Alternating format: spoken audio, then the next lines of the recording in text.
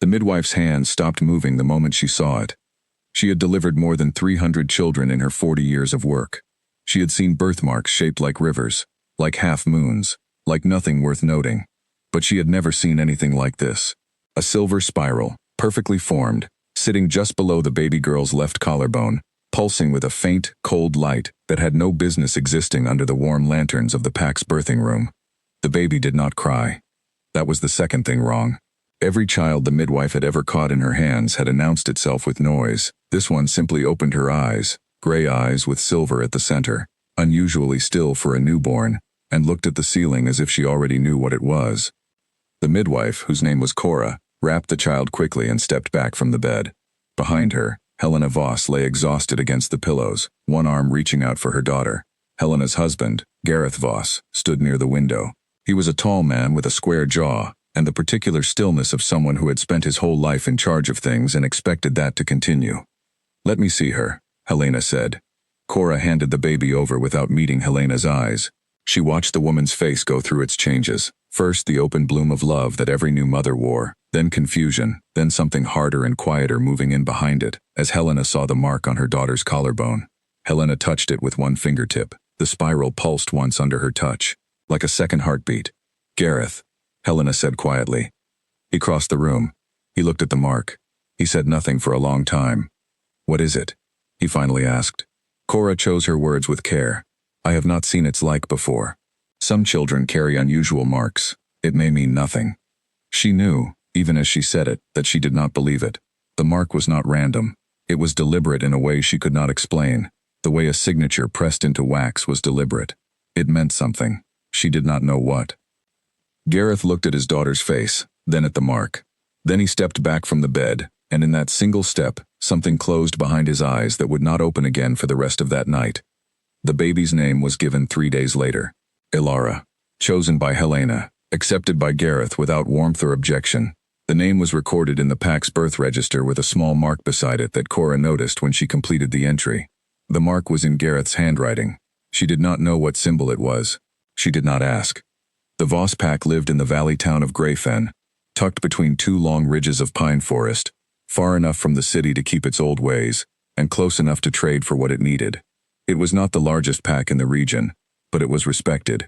Gareth served as the PAC's beta, second in rank beneath the alpha, a position he carried with the pride of a man who had earned it through 30 years of discipline and loyalty. His household was ordered. His word was final inside his walls. Ilara grew up inside those walls. From the outside, nothing appeared unusual. A well-kept family home, a mother who tended the garden and attended PAC gatherings with a pleasant expression, a father who trained younger wolves on weekend mornings and spoke at council meetings with measured authority. 2 more children came after Ilara, her sister Nora, 2 years later. Her brother Owen, 6 years after that. The household looked like a normal family. It looked the way a painted door looks solid until you press your hand against it and feel nothing holding it up. Inside, it was something different. Ilara understood her position before she had words for it. Children understand most things before words arrive. They read it in touch and tone, in who gets looked at and who gets looked past. She was 4 years old the first time she noticed that her mother embraced Nora differently. Longer, with both arms, with her cheek pressed down against the top of Nora's head. When Helena held Ilara, it was brief, correct, and ended with a specific kind of exhale, as if she were setting down something heavier than she had expected. Ilara did not cry about it. She filed it. By 5, she had been given tasks that did not fit her age. The woodpile needed stacking before dinner. The back corridor needed sweeping on Saturdays. The chickens in the yard needed feeding before she left for school. None of these things were asked of Nora. Ilara mentioned it once. Only once. Her father looked at her with a flat expression and said, "You have 2 hands and good health. Use them." She used them.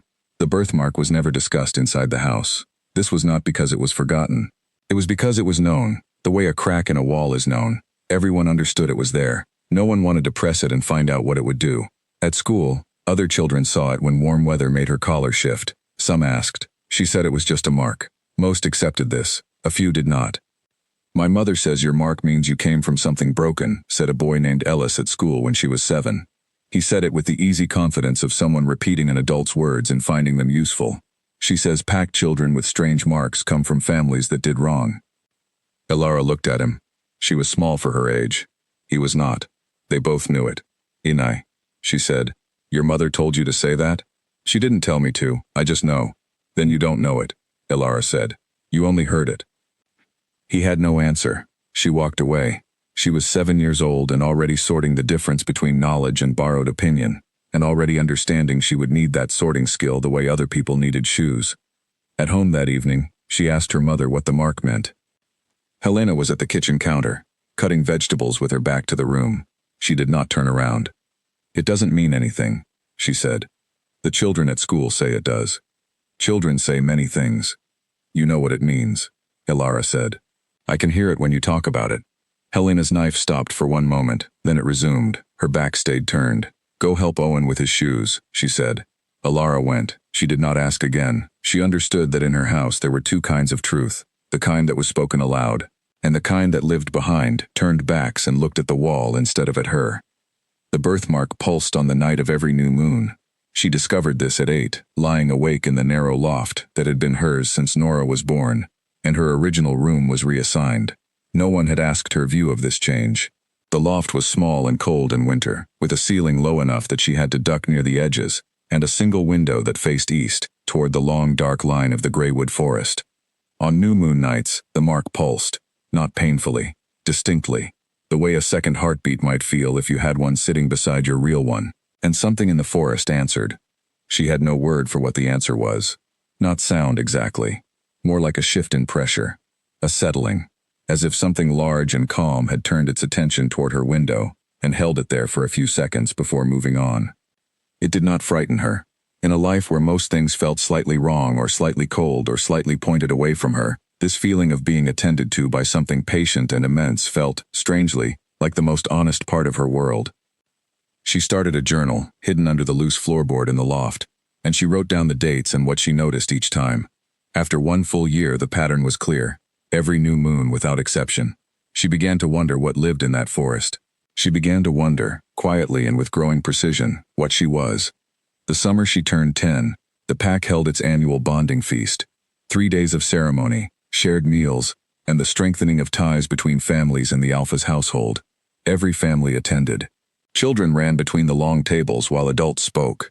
The young wolves not yet old enough for the rite of resonance were brought forward to be recognized by the Alpha, an elderly man named Cord with a gray beard and a slow, deliberate way of looking at people, as if reading something in them that they had not offered. When Ilara's turn came, she expected nothing unusual. She had attended every feast since she could remember and been recognized each time without incident. But this year, Cord looked at her longer than usual. His expression held none of the polite brevity he gave the others. She watched his eyes move to the mark above her collar. Something shifted in his face, not alarm, not the recoil she had seen on Cora the midwife all those years ago, which she knew only from the small, sharp way her father had described it once without meaning to. What moved in Cord's face was recognition. He gave the standard blessing and moved to the next child, but for the rest of the feast she noticed him watching her from across the room, not constantly, the way someone watches a thing they are deciding what to do with. She watched him back. She was 10, and already very good at watching. 3 days after the feast, Cord died in his sleep. The pack mourned. A new alpha was appointed from the senior wolves. His name was Aldrich, younger than Cord, with the ambitious energy of a man who had waited a long time for something and now intended to use it. Ilara did not understand then that Cord's death had removed the one person in Greyfen who might have told her, years sooner, what she actually was. The years between 10 and 16 were the years she spent learning to be small. She did it methodically and without performance. She completed her chores before anyone noticed they needed doing. She spoke at dinner only when directly addressed. She kept her marks at school excellent but not remarkable. She had understood by 12 that visible excellence drew attention, and attention about her made everyone at the table sit differently. She made herself average. She was not average. This cost her something every single day, and she paid it anyway, because the alternative cost more. Nora moved through the household the way light moves through a clean window. Gareth braided her hair on Sunday mornings. Helena saved the best piece from every pot without seeming to notice she was doing it. When Nora laughed, the whole room leaned in. Ilara watched this without hatred. Nora was not cruel. She was simply the person who occupied the space that Ilara had been moved out of before she was old enough to understand the transaction. They had neither of them chosen it. What Ilara felt was harder to name than hatred. It was more like standing at the window of a warm room, watching people enjoy the fire, and slowly understanding that no one inside was going to open the door. Owen was too young to understand the arrangement. He followed Ilara around the house on weekend mornings, handing her tools she had not asked for and announcing everything he saw with the cheerful persistence of a 6-year-old who has not yet learned that the world does not require commentary. She liked him more than she knew how to say.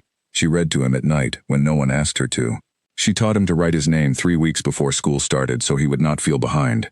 These were the things she did quietly, in the margin of her days, because she had always lived in margins and had learned to make something of them. When she was 14, a new family arrived in Greyfen. The Harlow family. 2 parents, a daughter named Clara who was Ilara's age, and a grandfather who walked with a silver-topped cane and had the quality of very old books, worn at the edges, harder inside than they appeared, full of information on subjects no one had thought to ask about recently. Clara joined Ilara's class at school, and within 2 weeks they were sitting together at lunch, which was the first time in Ilara's memory that anyone had chosen to sit beside her with no other available reason. Clara was not a wolf. She was fully human, unusual in Greyfen, and she wore this fact about herself the way someone wears a detail they have decided to find interesting rather than awkward. She asked Ilara about the mark the first week, directly, without cruelty. Ilara told her honestly. She did not know what it was. Clara said, "My grandfather might. He knows old things." "What kind of old things?" Ilara asked. "All kinds," Clara said, as if this were a complete answer. It was not, but Ilara was intrigued enough to visit the Harlow house the following Saturday morning. The grandfather's name was Edmund Harlow. He was the oldest person Ilara had sat across from in her life. He had the quality of old timber, patient, slightly rough, and considerably harder than it first appeared. When she showed him the mark on her collarbone, he looked at it for a long time without touching it. Then he looked at her face. Then he said one word, "Lumen." She did not know what it meant. She asked. "An old name for an old bloodline," he said. "I did not think any of you were still here." "Still here from what?" she said. He was quiet a moment.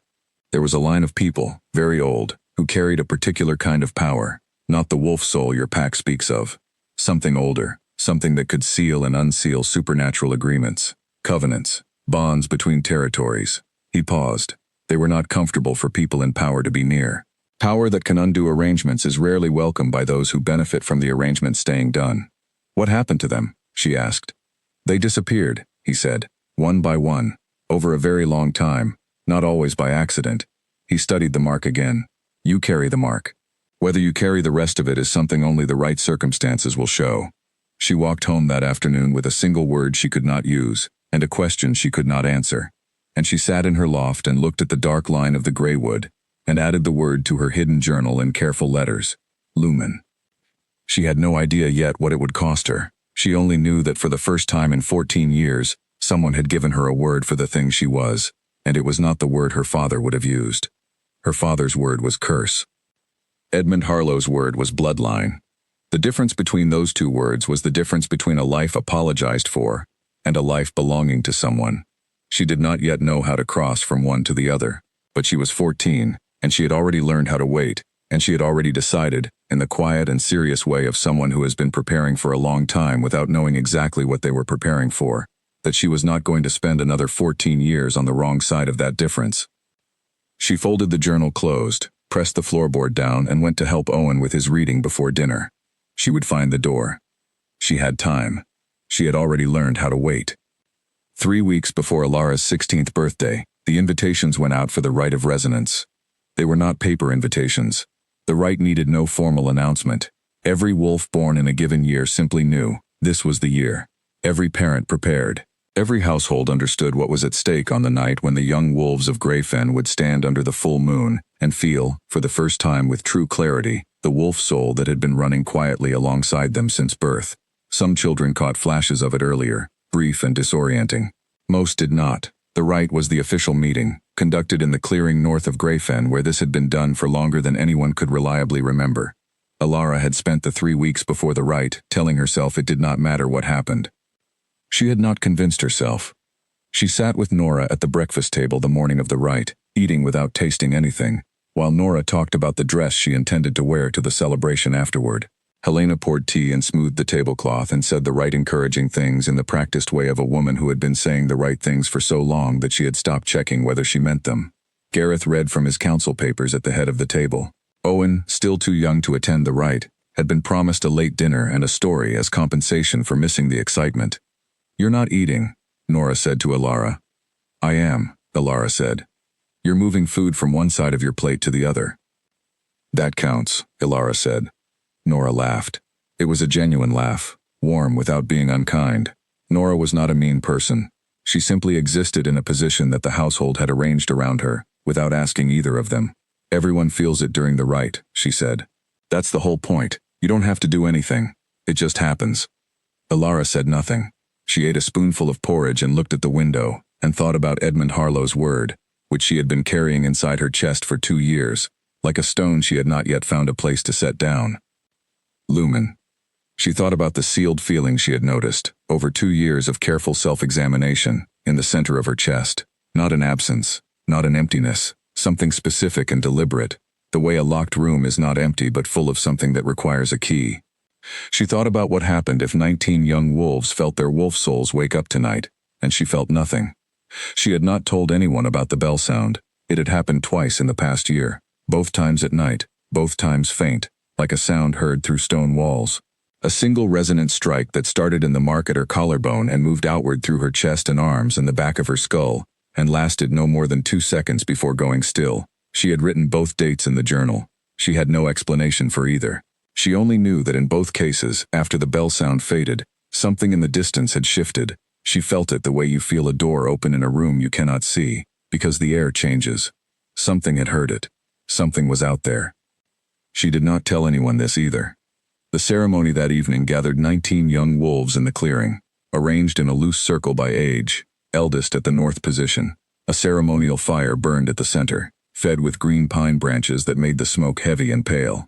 Aldrich, the current alpha, stood at the south point with 2 senior witnesses flanking him. The parents and extended family ringed the outer edge of the clearing, quiet and watchful, their faces lit unevenly by the fire. Ilara stood 5th in the circle. Her heartbeat was even. She had been practicing keeping it even. Her hands were cold. Aldrich moved to the first young wolf, a boy named Fletcher who had been unable to sit still for 3 days in anticipation. The process was simple and ancient. The alpha placed one hand on the young wolf's shoulder, channeled a thread of pack energy through the contact, and the dormant wolf soul responded. Most did not shift fully on the first rite, but they felt it arrive, a surge through the chest, an expansion, a sense of something larger meeting them from inside their own ribs. Their eyes usually changed color briefly, shifting to the wolf shade before settling back. Fletcher went pale, then flushed dark red, then laughed with his entire body. His eyes went gold and stayed there for 12 full seconds. Around the outer ring, his parents made the kind of sounds that parents make when something they have hoped for and feared losing finally appears. The next young wolf, and the next. Each one responded. A girl named Petra near the south position wept when it hit her, standing very still with her hands shaking at her sides, and her mother stepped forward and was waved gently back by one of the witnesses, who said softly that this was normal. This was the most human response possible to the most inhuman experience available to them. Petra's eyes went the color of pale green leaves, and stayed that way for nearly a full minute. Ilara watched all of this from the 5th position. She pressed her attention inward carefully, the way you press fingertips against a bruise to map its edges without making it worse. Aldrich reached her. He placed his hand on her shoulder. She felt his energy move through the contact immediately, which she had not anticipated. She had expected to feel nothing, but she felt it clearly, the way you feel a current in water you have just stepped into. The pack energy moved into her chest. It reached for the wolf soul that should have been waiting there. What it found was not emptiness. It found a door. She felt it. Cold and permanent, and sealed in a way that felt older than she was, older than Aldrich's hand on her shoulder, older than the rite itself. The pack energy moved against it and went quiet. And in that fraction of silence, Ilara thought, this is what I have been feeling all along. Not absence. This. And then the bell sound hit. It came from the mark at her collarbone outward, through every part of her at once. A single clean resonant strike that did not feel like anything she could compare to another sensation. It lasted 2 seconds. Then it was gone, and the silence after it was total. And in that silence she saw a face. She had never seen the face before. She was completely certain of this. It was a man's face, older than her by years and experience, with silver eyes the exact shade of the mark on her collarbone, and an expression that she would later struggle to describe in her journal, and finally settle on this. He looked as though he had heard something he had been waiting to hear for a very long time. Not surprised. Confirmed. The vision lasted less than a second. Elara blinked. Aldrich was still in front of her, and his expression had shifted from the focused concentration of the ritual to a careful neutral that she recognized as managed reaction. The two witnesses behind him had gone still. The outer ring of parents was completely quiet. She felt nothing stirring in her chest. The wolf soul had not responded. The door was still sealed. The bell sound had moved through her and gone, and what was left behind was the same sealed room she had always carried, except now she knew its exact edges. She kept her face still. She had years of practice. Aldrich stepped back. He said quietly, in the tone of someone delivering difficult news as gently as the news allowed, "Your wolf does not answer tonight." A pause. "Sometimes. I understand," she said. Her voice did not shake. She was proud of this, and the pride was small and private, and she let herself have it. "Thank you." He moved to the 6th position. She stood in hers for the rest of the ceremony. She watched 13 more young wolves feel the things she had not felt. She counted. She kept her breathing even. She looked at the fire. She did not look at the outer ring of parents, but she felt her father's silence, as clearly as if he had spoken directly into her ear, and she knew without looking that her mother's hands were clasped in her lap with the particular tension of a woman enduring something she had been expecting. They had expected this. Both of them had expected this, and neither of them had warned her. And standing in the clearing with the pine smoke in the air and the fire throwing its orange light across 19 faces, Elara understood that the 2-year-old word in her journal, the word Edmund Harlow had said with something that looked like grief, the word that was a name for a bloodline that had been disappearing for centuries one person at a time, was connected to the sealed door and the bell sound and the face with silver eyes in ways she did not yet have enough information to explain. She was not wolfless. She was something else. The celebration after the rite was held in the main hall. Long tables, good food, the warm noise of a pack that had just seen its next generation confirmed. She attended. She ate. She answered questions with the economy of someone who has been managing people's reactions to her for a long time and knows how to do it without using much energy. When people asked how she felt, she said she had not felt her wolf stir yet, that this sometimes happened, that she expected it would come in time. This was partly true and mostly a shape built from words to fill the space where the real answer was too complicated to explain in a social gathering. Her father found her once, near the edge of the room, away from the main noise. He looked at her for a moment. Then he said, "We'll speak about the formal record tomorrow." "The notation," she said. He confirmed this with a slight movement of his head. Wolfless was a formal designation in pack record-keeping, used rarely, carrying specific social weight. It did not mean a person was worthless. It meant they did not fully belong to the pack's supernatural community. It meant they existed in the space between fully inside and fully outside, indefinitely. "All right," she said. "Elara," he stopped. For one moment, in the firelight, something moved in his face that she could not categorize in her usual system. It was not cruelty, not the administrative flatness he used for difficult conversations, not the managed distance that had been the dominant feature of their relationship for 16 years. She watched it. He folded it back before she could name it. "Good night," he said. She went home. She climbed to the loft. She opened the loose floorboard and took out her journal and wrote the date. Then she wrote, "Bell sound, during the rite, stronger than before. A face, silver eyes, something sealed inside me, not empty. A door." She wrote, "They expected this, both of them." She wrote, "Edmund Harlow, Lumen, Bloodline, Connection." She closed the journal. She lay on her back in the narrow loft and looked at the ceiling and let the full weight of the night settle into her without looking away from it. The pack now had a formal notation going against her name. By next week, the information would have moved through Greyfen in the discreet, sideways way that packs passed things they were not saying aloud, and everyone who mattered would know that Gareth Voss's eldest daughter had stood in the clearing and come back without her wolf answering. She pressed her fingers against the mark on her collarbone. It was warm, more than usually warm. She had noticed for 2 years that it was always warm, but tonight it was distinctly so, the way stone holds the sun's heat past the point where the air has gone cool. Something in the forest shifted, not a sound. The pressure change she had come to recognize, something large and calm, turning in her direction. She thought, "You heard the bell sound too." She thought, "You heard it, and you are somewhere, and you are not close yet." She did not know if this was reasonable belief, or the story she was telling herself to make the night survivable. She had learned to keep those two things separate, and she was not sure which side this fell on. She turned onto her side, faced the east window, and looked at the dark line of the gray wood. The mark pulsed once. The forest settled. She closed her eyes. The morning after the rite, her father called her into his study before breakfast. The study was a room she had entered perhaps a dozen times in her life. Cedar and old paper smell, tidy with the severity of someone who found disorder personally offensive. He was at the desk when she came in. He did not gesture to the chair opposite, which told her the conversation was meant to be brief. "I spoke with Aldrich this morning," he said. "He has agreed to handle the notation with discretion. It will exist in the official record for administrative purposes but will not be formally announced." Meaning he had spent a favor to keep her classification from becoming public news. She understood the courtesy and understood simultaneously that it was primarily a courtesy to the family's standing rather than to her comfort. "That was considerate," she said.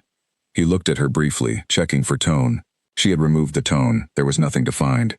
"You will step back from ceremony participation going forward," he said. "There are support roles, record-keeping, preparation work. These are honorable contributions." "I understand. Your mother and I feel the best approach is to continue normally. School, your responsibilities, your other activities." A pause, and a particular weight to those last words, and she understood with sudden clarity that he knew about her visits to Edmund Harlow. He had always known. He was telling her now, in the language of what he did not say directly, that he was monitoring it. "All right," she said. "Breakfast in 10 minutes," he said, and picked up a paper from his desk, which was the signal that she was dismissed. She went to the corridor and stood with her back against the wall and breathed once, very deliberately, and then went up to the loft and opened the journal and wrote 3 words, "He is watching." Then she went downstairs and ate breakfast. The weeks that followed were, on the surface, unremarkable. She went to school, she did her chores, she read to Owen at night. She made her visits to Edmund Harlow on Saturdays, now with the awareness of being observed, and she told Edmund what had happened at the rite. He listened with his hands folded and his face very still. When she finished, he said, "The bell sound is the lumen resonance. It is what occurs when the power in your bloodline encounters the thing it is intended to meet, or the person." "What person?" she asked. "I do not know precisely. The texts I have are partial, but the resonance suggests contact with someone who is connected to you in ways neither of you have chosen yet. Someone capable of forming the kind of covenant that the lumen line is built to seal." He paused. "Someone perhaps already looking." She thought about the silver eyes. "A fated bond. Something older than that term, I think," he said, "and more significant than most people understand when they use it." She sat with this for a long moment. The afternoon light came through the Harlow house window and lay in long stripes across the wooden floor. Then she said carefully, "My father knows I come here." "Yes," Edmund said. "He has known for some time. Does he know what you have told me?" Edmund looked at her steadily. "Gareth Voss," he said, choosing each word with visible care, "knows considerably more than he has allowed you to know. I believe he has known since the night you were born." She held this information the way you hold something hot, carefully, with awareness of exactly where the heat is. She had spent 16 years giving her father the benefit of uncertainty. She had allowed herself the comfort of believing his behavior came from instinct and ignorance, from a wolf father's discomfort with a child who carried something he did not understand. This interpretation had contained no decision on his part, no deliberate choice. Edmund Harlow was telling her the interpretation had been wrong. Her father was not afraid of the unknown. He was afraid of the known. She stood. She smoothed her jacket. She said, "Thank you, Edmund." "Ilara." He looked at her with the steady, undecorated attention that she had come to understand was his form of care. "Whatever comes from this, do not let them convince you to apologize for being what you are." She nodded. She walked home through the evening light with 16 years of stored memories rearranging themselves into a new configuration in her chest. Not a comfortable one, but a true one. And she had decided at some point in the years of chores and loft rooms and kitchen chairs and careful invisibility that she preferred true things to comfortable ones, even when the true things were harder to carry. She did not confront her father that evening. She was not ready.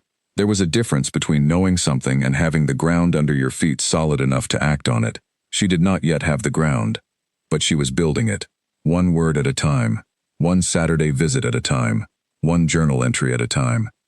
The sealed door inside her was not broken. It was not a failure. It was a mechanism, old and specific, waiting for the precise combination of circumstances that would cause it to move. She was 16. She had just been told she was wolfless by the pack that had expected it. She had just learned that her father had known what she was since her first night alive, and had spent 16 years making sure she did not. She was also Lumen, last of a bloodline that did not disappear by accident, carrier of a mark that pulsed in answer to something out there in the dark. A sealed door that had moved, briefly, in the presence of a resonance that lasted 2 seconds and left behind a face she could not stop seeing. She was 16. She had already learned how to wait. She would wait a little longer, but not forever. The morning they came for her belongings, Elara had already packed. Not because she knew they were coming that specific day, because, at 18, she had become the kind of person who kept her important things in one place. Survival had taught her this. People who live near doors that might close without warning learn to keep their essentials ready. One canvas bag. She had thought about it honestly, what she needed versus what she owned. The journal, currently the 5th volume, the others hidden under the loft floorboards where they would remain. Her savings accumulated quietly over 4 years from small payments Edmund gave her for running errands and the occasional award from schoolwork. A change of clothes. Her mother's old plant guide, which Helena had left in the loft once and never retrieved, and which Elara had read until she had most of it by memory. A folding knife she kept clean. That was everything. In 18 years she had accumulated almost nothing. This was not an accident. The day in question was Nora's mating ceremony. The household had been preparing for 2 weeks. Helena had moved between radiant excitement and detailed anxiety at a pace that left everyone in the house slightly dizzy. Decorations, catering, the guest list refined and refined again. Nora's intended was a steady young wolf named Cole from a respected Greyfen family, and the match was everything the Voss household could have wished for. Everyone was very pleased. Elara had been assigned to the kitchen preparation team for the ceremony morning. Not a family role, not a place at the front of things. Kitchen preparation. She completed every task assigned to her correctly and without comment, because she had been doing exactly this for 18 years, and she was very good at it. The ceremony itself was held in the clearing north of Greyfen, the same clearing where the rite of resonance had taken place 2 years earlier. Dressed differently for a mating celebration, it was transformed. Woven branches overhead, pale flowers at every post. The pack gathered in their best clothes with their faces open and warm. Cole stood at the front with his jaw set and his eyes on the far entrance of the clearing, and when Nora appeared, his face did what faces do when the person a person has chosen finally appears in a place meant for exactly this moment. Elara stood at the outer edge. She found her seat and sat. Then she looked at the family section near the front. 3 chairs, arranged with care, decorated with flowers. Helena, Gareth, Owen. 3 chairs. She looked at the ground and breathed. Owen turned from his seat, found her with his eyes, and held the look for a moment. He was 12 now, growing fast, with his father's jawline, and a quality of noticing things that he shared with no one else in the household except Elara herself, which she found she loved about him. His look said, "I see where you are seated. I see that it is wrong." She gave him a very small nod. He turned back to face the ceremony. Aldrich spoke the bonding words. Nora and Cole pressed their palms together over the ceremony stone. The pack witnessed. Helena made the sound that mothers make at their children's most significant moments, a sound that is not produced by any decision, and Gareth put one hand over hers. Elara watched this from the outer edge and filed it alongside everything else she had filed, because filing things without flinching was a skill she had developed over a very long time. At the celebration dinner afterward, she was in the kitchen for 40 minutes while the family received congratulations at the front of the hall. Gareth found her when she came out, away from the main group, and he said, "I need to speak with you, not here, tomorrow morning." "All right," she said. He looked at her for a moment. Something moved in his face again. The same thing she had seen the night of the rite. The thing she still could not name with certainty. It lasted 1 second. "Tomorrow morning," he said, and left. Breakfast the next day, all 5 of them, at the family table, for the last time, though she did not know that yet. Owen talked about a school project. Nora was absent, having departed with Cole for a short traditional trip. Helena served food with her usual precision. Gareth waited until Owen was sent to wash his hands. Then he said, "Your mother and I have made a decision regarding your future in this household." Elara set her cup down. She looked at him. "You are 18, he said. "You carry no wolf soul resonance. You have no standing in the pack's spiritual community. This household has a position in the pack that requires its members to maintain their standing.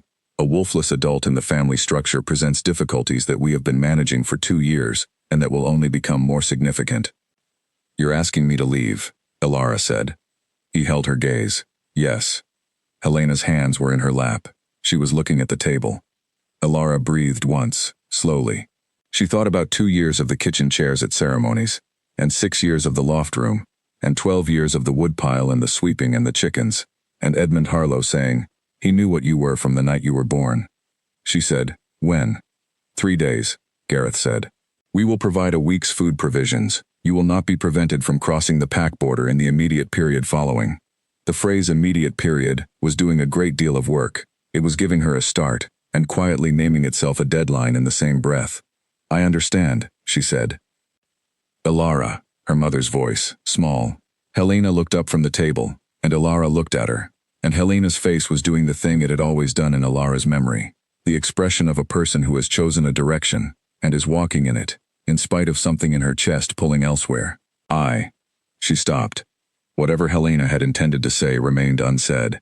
She looked back at the table. Ilara waited a moment. Then she stood, took her dishes to the sink, and went upstairs. She was not surprised. She had not been surprised last night either, when she saw the 3 chairs arranged at the front of the ceremony hall. She had known the ending of this before it arrived, in the same way you know the ending of a song you have been listening to all your life. The surprise would have been if it had not come. She spent the 3 days preparing without drama. On the second day she went to see Edmund Harlow and told him what was happening. He looked at her with his steady, weathered attention and said, "There is a town called Ashfen, 8 miles east of the pack border. A woman there named Vera runs an apothecary. She owes me a considerable favor and she will not ask you unnecessary questions. Will you go?" "Yes," Ilara said. He gave her a letter, an address, and more money than she had expected. He held both her hands in his old ones for a moment. He said, "You are not what they have called you. You have never been what they have called you. Do not let the leaving make you forget that." Her throat was tight. She nodded. On the morning of the 3rd day she came downstairs with her bag. Gareth was at the table. 2 pack sentinels stood near the front door, their presence formal and neutral, there for the escort procedure. Family separations were officially witnessed to the border. It was supposed to be a dignified process. It was not dignified. It was the formalization of a decision made 18 years ago, and now completing itself in the ordinary light of a spring morning. Owen was sitting on the bottom step of the stairs. He was not supposed to be there. She could see from the careful way he was holding himself that he had been sitting there for some time, working up to the moment. "You're actually leaving," he said. "Yes," she said.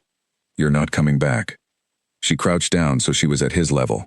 He was 12 and trying very hard not to show what was in his face, and she loved him for both the trying and the failing at it. "I'm going 8 miles east," she said. "Ashfen. You know the name?" He nodded. "If you ever need a place," she said carefully, "you know where I am." He pressed his mouth together. "I'll write to you," he said. "Write to me," she said. "I'll write back every time." She straightened. She looked at her father. He met her eyes. Whatever had moved in his face 2 nights ago was gone, and in its place was the sealed glass she had known her entire life. She gave him a single nod. She walked to the door. She walked through it. The sentinels walked her through the streets of Greyfen, past the school, past the ceremony hall, past the edge of the clearing where she had stood in the 5th position, and felt the sealed door and the bell sound, and seen a face she had not stopped thinking about in 2 years. Past the baker and the dry goods store and Ellis's house, and Ellis was visible in the window and he did not look out. Past the last building. Into the pine road heading east. The sentinels stopped at the border stone, a post carved with the Vospak insignia. One handed her the provisions parcel without speaking. Both stepped back. She walked past the stone. She did not look back. She had walked perhaps a mile before she noticed she was breathing differently, lighter. As if something she had been holding contracted for a very long time had been set down at the border stone and left there. She had not expected this. She had expected only loss. It was loss. It was also something else. Both things, at once, with nothing resolving the tension between them. The forest was bright around her, late spring, and the pines were deeply green, and the morning light came through them in long, clean lines. A bird she could not identify called from somewhere above the road. She shifted her bag on her shoulder and walked east. Edmund had described Ashfen, small, mostly a human population, border town, known for good market days and a river that ran east through the valley. She had looked it up once in the school's geography reference. The information had seemed theoretical at the time. It no longer did. She had a letter of introduction. She had money. She had her journal and her plant guide and a folding knife, and the particular expertise of someone who has spent 18 years being quiet and useful in spaces that had not planned for her. She was 18 years old. She had just been formally separated from the only home she had ever known. She held this fact up and examined it honestly, the way she examined all difficult things, without looking away. She was not broken. She was angry, though she was not ready to call it that yet. And she was sad, though she was not ready to sit fully in that either. And underneath both things, in the place where the sealed door lived and where the bell sound had moved through her twice and where the face with silver eyes lived in a fragment of memory she kept returning to, there was something that occupied the same territory as hope without being quite the same thing. Direction. A clear sense of direction. The second mile became the third. The cart path opened onto the valley floor. The valley floor held, 8 miles east, the town of Ashfen. She reached it by midday. The apothecary was on the main street, between a dry goods store and a cobbler, identified by a painted wooden sign with 3 herbs on it that had been repainted so many times the plants were now a matter of interpretation. She pushed open the door. The smell arrived first, dried lavender and something green she could not immediately place, with a sharp note underneath that was either vinegar or bark tincture. Every surface was occupied. Jars, dried bundles, small hand-labeled drawers, stacked papers.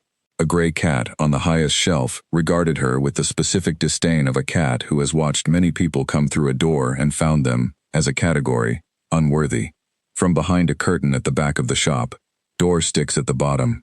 You have to lift when you pull. It opened fine, Elara said. A pause. That's new. Who are you? Elara Voss. Edmund Harlow sent me. A longer pause. The curtain shifted and a woman emerged. Not elderly, as Elara had for some reason imagined, but perhaps 50, with short gray hair and gray-green eyes, and the expression of someone conducting a rapid assessment before assigning a category. Edmund, Vera said, in the tone of someone confirming a long-held suspicion about Edmund. She looked at the letter, then at Elara, then briefly, at the mark visible above Elara's collar. Something crossed her expression that was neither recoil nor recognition, but something quieter and more complicated. The look of someone encountering a thing they believe they may not have the right to ask about. She did not ask. The back room has a cot and a shelf, Vera said. Small but functional. I need someone who knows plants, can manage accounts, and does not require me to explain myself constantly. Edmund says you know plants. My mother's guide and 2 years of Edmund's library, Elara said. Edmund's library. Vera's expression shifted fractionally, which Elara was beginning to understand was Vera's version of being impressed. Board and room in exchange for 40 hours a week. Your remaining time is yours, as long as it does not bring trouble to this shop. It won't, Elara said. Vera nodded. The cat is called Gable. He dislikes most people. If he tolerates you, that bodes well. If he doesn't, it does not affect your employment, but mornings become difficult. Do not meet his eyes directly when you first come in. Elara looked at Gable on the high shelf. Gable looked back at her. After a moment, he yawned, showing all of his teeth, and turned to face the wall. I think we'll manage, Elara said. Vera said. She handed the letter back. The accounts ledger is on the second shelf. Start there. Elara found the back room, put her bag on the shelf, sat on the edge of the cot, and looked at her hands. 8 miles east of the pack border. A new room. A woman who did not ask unnecessary questions. A cat who was reserving judgment. She pressed her fingers to the mark at her collarbone. It was warm. It had pulsed toward the forest at home, east, consistently. Here in Ashfen, it pulsed differently. North. It pulsed north. She pressed harder against it, feeling the warmth, feeling the direction. Something was north of Ashfen. Something that had been getting closer for 2 years, one bell sound at a time, one face in a vision at a time. She stood up. She squared her bag on the shelf. She put the journal under the mattress edge. She hung her jacket. Then she went back out to the shop floor and found the accounts ledger on the second shelf exactly where Vera had said. She sat down. She opened it. She started. In Ashfen, Elara Voss built a life from the ground up, and she built it well. Within the first month she had the accounts in better order than they had been in 2 years. Within 3 months she knew the stock by heart, knew which preparations were Vera's own formulations and which were ordered in, knew which customers came on which days and what they needed before they asked. Within 6 months, Vera had stopped asking her to confirm what she was doing, and had started asking her what she thought. This small shift mattered more to Elara than the pay increase that came with it. She read in the evenings, working through Vera's modest library and the books she borrowed from the town's lending collection. She learned what Ashfen was, a town that had existed at the edge of pack territory for long enough to be comfortable with the edge, populated mostly by humans with a small number of wolves who had chosen a quieter kind of life, governed by its own council, known regionally for its river market, and its apothecary, which had been Vera's for 30 years. Edmund wrote to her twice in the first 6 months. His letters were dense and full of information she was not quite ready to use, and references she needed to look up, and small, dry observations about Greyfen that told her more than they said directly. She wrote back. The correspondence became a fixture. Owen wrote too, shorter letters, more immediate, full of school news and the particular observations of a 12-year-old who was paying attention to everything and did not yet know what to do with most of it. She wrote back to Owen every time, because she had promised she would. Her mother did not write. The mark pulsed north every night. She got used to it the way you get used to a sound that was strange at first and becomes, over time, simply part of where you live. It was not painful, it was not disruptive, it was present, the way a compass needle is present, always indicating the same direction, waiting for you to decide what to do with the information. 8 months passed. Then 9. On a Wednesday morning in late spring of the 9th month, she was carrying a crate of herb bundles from the back room to the waiting delivery cart, and the door of the apothecary opened, and a man she had never seen before was suddenly 3 feet in front of her, and neither of them had time to stop. He caught the crate. Both of them had their hands on it for 2 seconds. And the bell sound hit. Cale Ashbourne had not planned to stop in Ashfen. He had not planned to stop anywhere between the Northern Dominion's central stronghold and the eastern checkpoint he needed to reach before nightfall. The route through the border valley was faster than the mountain road, and speed was what the day required. His second, Doran, had outlined the schedule that morning with the efficient cheerfulness of a man who enjoyed logistics, and Cale had agreed to all of it, and they had departed on time, and everything was proceeding correctly. And then, between one step and the next on the main road through Ashfen, his wolf had done something it had not done in 11 years. It went completely still. Not the stillness of sleep. Not the careful stillness of a predator holding its position before a decision. This was the stillness of a stopped clock, absolute and total, the held moment between the last second and whatever came next. Cale felt it move through his entire chest in an instant and he stopped walking. Doran continued speaking for approximately 4 more seconds before he noticed. Then he stopped and turned and looked at Cale with the expression of a man whose principal has just done something unexpected in the middle of a road. "What?" Doran said. Cale did not answer immediately. He was listening to the inside of his own chest. "Nothing," he said. Doran studied him. "That was not a nothing stop," he said. "That was categorically a something stop. What has happened?" "I don't know yet," Cale said. Doran filed this as a different category from the first answer. He was good at recognizing Cale's categories. 7 years as second, and before that 3 years as someone who grew up in the same household 3 years younger, gave a person a working knowledge of another person's silence taxonomy. He also knew, had known for 11 years without discussing it, that Cale's wolf had been quiet in a way that was unusual and unspoken about within anyone's hearing, because they valued their continued employment, and also because it was clearly a subject that Cale did not intend to open. "We are not on a schedule so pressing that a brief pause constitutes a problem," Doran said, which was technically not true, but was the kind of useful untruth that a good second offered when their principal needed 30 seconds without pressure. Cale was no longer looking at nothing. He was looking at the apothecary across the road, a small shop front with an old painted sign, and a door that was currently being pushed open from the inside by someone managing a crate of brown paper bundles with both hands, and slightly miscalculating the door's resistance. The person was a young woman, plain working clothes, dark hair pulled back, a canvas strap across one shoulder for a bag she was not currently wearing, the focused expression of someone who has committed to a task and is one step away from losing control of it. Cale crossed the road in 6 steps. He had not made a decision to do this. He was moving before the decision formed. He reached her as the crate began to tilt and caught it from below with both hands, steadying it, and for 2 seconds both of them were holding the same object. Their hands were very close. They did not touch. The bell sound happened anyway. Cale had never heard it before. He knew, with the immediate and absolute certainty of someone hearing a frequency their whole body has been tuned to receive without knowing it, that he had been waiting for it. One clean resonant strike moving through him from his sternum outward, through his hands and arms and the back of his skull. 2 seconds. Gone.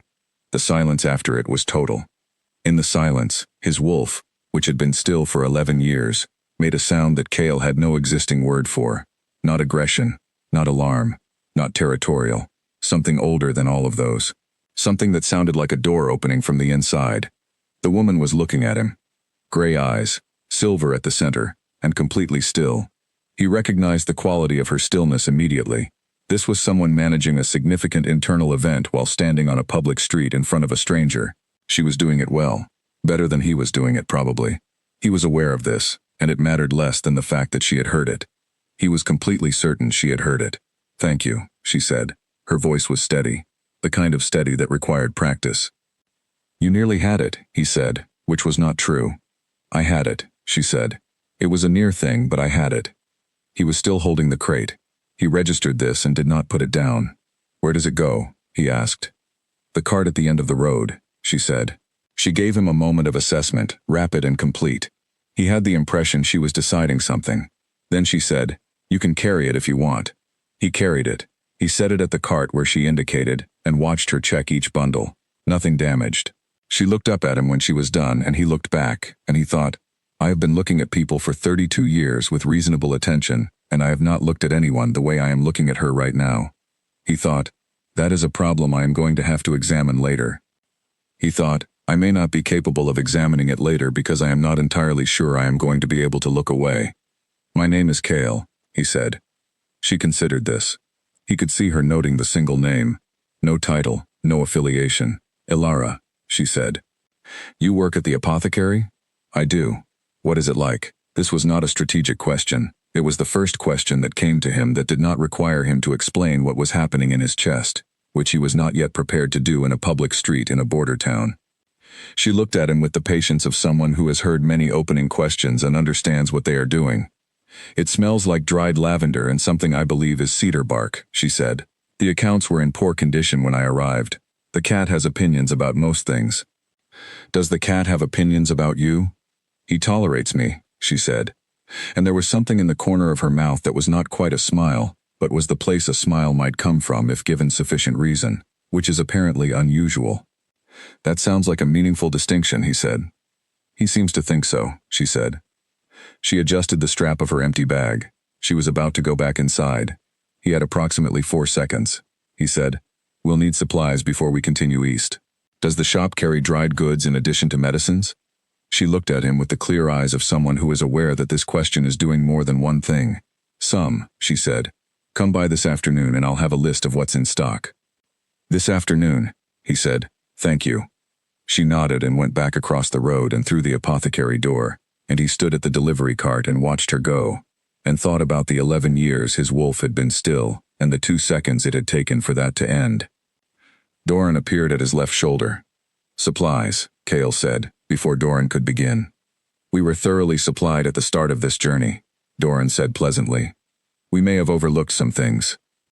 I accounted for everything on the list personally. Come back this afternoon," Cale said. Doran said nothing for a moment, then he said, "Your wolf moved." Cale began walking. "I am noting this," Doran said, falling into step beside him. "I am noting it because it has not happened in 11 years and it is therefore notable. I am noting it privately, in the sense that I am saying it only to you, but I am noting it." "I am aware that you are noting it," Cale said. "Good," Doran said. Noting complete. Continuing. They had genuine minor business in Ashfen. The route through the border valley required a fee registration at the town's administrative office, which Cale completed under the regional survey officer credentials he used for informal travel. The credentials were good. No one in Ashfen looked at him and saw the Alpha King of the Northern Dominion. He was grateful for this more than usual. At midday he sat in the market square with food from a stall and thought about the bell sound in the gray eyes and the 11 years before both of those things. He thought about them carefully, from the outside, the way he approached everything that mattered, examining all edges before arriving at conclusions. The bell sound was real. He had felt it completely. His wolf had heard it and responded in a way that 11 years of silence made impossible to misinterpret. The woman had heard it. He was certain. The quality of her composure in the 2 seconds after it sounded, the particular deliberateness of her voice, the rapid self-management that he had recognized immediately because he had spent his entire adult life practicing a version of it himself. All of it was the behavior of someone who had just experienced something significant and was handling it with practiced precision. She was practiced at managing significant things. She had been doing it for a long time. He did not know how he knew this. He knew it the way you know where water has been by the shape of the ground it has carved. He also knew about the mark. He had seen it briefly, just visible above her collar, before she walked back to the apothecary. A silver spiral, deliberate, old. He had read descriptions of that mark in texts he had acquired over 11 years of looking for explanations for the thing that had gone quiet in his life. The Lumen bloodline, the text said. Practitioners who could seal and unseal supernatural covenants at the structural level, believed extinct for 3 centuries. Not extinct. Here, in a border town, carrying crates. He thought about what that meant, about what it cost a person to be carrying something that powerful and believing, for whatever reason, that they were less than they were. He thought about the way she had said, tolerates me, with the careful satisfaction of someone for whom tolerance was a meaningful category of acceptance, rather than the floor below which real acceptance began. He stood up from the market bench and said, "We're going back to the apothecary." "It's barely past noon," Doran said. "I know. You said this afternoon. I'm adjusting the timeline." Doran looked at him with the expression of someone who has filed a significant data point and is already composing the story they will tell about this later, to their own satisfaction. "This is unprecedented," he said. "Yes," Cale said. "I'm aware. You have never, in 7 years, adjusted a timeline for a..." "Doran." "Noted," Doran said, walking. The apothecary door stuck at the bottom. He lifted it. It opened. He went in. She was at the counter, working on a ledger with a pencil, her attention fully on the numbers. The gray cat on the top shelf looked at him. He did not meet the cat's eyes directly. She looked up. If his early arrival surprised her, it did not show. "The supply list isn't ready yet," she said. "I said this afternoon." "I know," he said. He came to the counter. "I have a question." She set down the pencil and waited. "The mark on your collarbone," he said. She went very still. "I'm not going to explain it to you," he said quickly, because he could see clearly that she was braced for exactly that. "I want to know what you already know about it." She looked at him for a long moment. Something shifted in her expression, and he understood he was being assessed very carefully, that she was deciding whether to give him the real answer or the useful approximation she probably gave most people. "I know the name for it," she said, "and what the bloodline is supposed to be. I do not know what it opens." "What name?" he said. "Lumen," she said. He kept his face still. He was very good at this. But in his chest, his wolf made that sound again. The one without a word. The door from the inside sound. "There are texts at the Greymount," he said. "Detailed ones. More detail than you'll find in Ashfen." She looked at him. A pause. Then, "The Greymount is the Northern Dominion's stronghold." "Yes," he said. "Survey officers don't reside at strongholds," she said. He met her eyes and said nothing. He watched her understand. It moved across her face in a controlled sequence, fast and precise, landing finally in something that was not fear, but might have been its cooler, more deliberate cousin. She said his name differently than she had in the street. Not a greeting. A question. "Yes," he said. "Why are you in Ashfen?" she said. "I was passing through," he said. "I stopped." "Why did you stop?" He looked at her directly. "You know why," he said. She did. He could see it. He could see her deciding what to do with the knowing. Gable the cat, on the shelf above the counter, stood up from his sitting position, stretched with great deliberateness, walked to the edge of the shelf directly above where Cale stood, and sat back down. He began to clean his ear with the methodical satisfaction of a cat who has decided, against previous expectation, to be in the vicinity of a particular person. She looked at the cat, then at Cale. "He does not do that," she said. "You said he was particular," Cale said. "He is," she said. The almost smile was back at the corner of her mouth, a little closer to completing itself this time. "The supply list will be ready properly this afternoon. Come back then." A pause. "And use your real name next time." "I did," he said. "That part was real." "The other part?" "A simplification," he said. "One word for it," she said. He turned to leave. He lifted the door at the bottom on the way out, which was the correct method, which he had understood from watching her the first time. Behind him, he heard Vera come through the curtain and say, in the voice of a woman who had seen many things and classified them all, that was not a man shopping for medicinal supplies. He walked back into the spring afternoon. His wolf was awake in his chest. Not loud, not restless, simply present after 11 years of near silence, moving with the quiet, constant energy of something that has been waiting for a very long time and has now found the thing it was waiting for, and is in no hurry because it is no longer afraid it will not arrive. He had originally planned to be through Ashfen in 20 minutes. He would send word to the eastern checkpoint that there had been a delay. The checkpoint would manage. He found Doran at the Market Square food stall and said, "We stay tonight." Doran held his cup and said nothing for a moment. Then he said, "I'll arrange accommodation." "Good," Cale said. "And the checkpoint?" "I'll send a message." "And tomorrow?" Cale looked north toward the mountain line, barely visible above the valley's tree edge. "Tomorrow depends," he said. Doran looked at him carefully. Then he set down his cup and said, with the specific restraint of a man who was choosing this particular moment to say the single most consequential thing he had said in 11 years, she heard it too. It was not a question. "Yes," Cale said. Doran nodded once, slowly. "Then we stay as long as we need to," he said. He went to arrange accommodation. Cale stood in the market square and looked at the apothecary sign visible down the main road, 3 herbs in faded paint above the door, and the door that required a lift at the bottom to open correctly. And he thought about gray eyes with silver centers, and 2 seconds of shared sound, and 11 years of a wolf soul that had been so quiet he had begun to wonder if he had simply lost it somewhere along the way. He had not lost it. It had been waiting. Now it had found the direction it had always been pointing toward, and it was pointing with the complete, unwavering certainty of something that has finally stopped waiting to be right, and simply is. He walked back toward the main road. Tomorrow, he thought, he would talk to her properly. He would say what needed to be said and he would let her decide what to do with it, because he had understood from 2 minutes of paying attention that she was a person who decided things for herself and was not going to respond well to anything else. He could wait one more day. He had, he thought, waited considerably longer for considerably less. Ilara told herself she was not thinking about him. She managed this for approximately 2 hours. Long enough to finish the afternoon accounts, reorganize the tincture shelf by preparation date, and prepare a care package of dried lavender and fennel for the Thursday delivery. She was precise and focused, and she kept her mind on her work. Then Vera came through from the back room, set a cup of tea beside the ledger without being asked, and said, "He is not a survey officer." Ilara looked up. "Survey officers do not have that quality," Vera said, settling into the chair near the window with the air of someone who has been waiting for a reasonable opening to discuss a thing for several hours. "I have met 3 alphas in 40 years of running this shop. They all had it. The particular quality of being the largest force in any room without doing anything to demonstrate it. The ones who were truly powerful had it quietly, which is the more unsettling version." She looked at Ilara over her tea. "The quietly powerful ones are the ones to pay attention to." "I'm aware of that," Ilara said. "Your mark pulsed," Vera said. "When he was at the counter, I saw it through your collar." Ilara considered this. She had not known Vera had noticed the mark.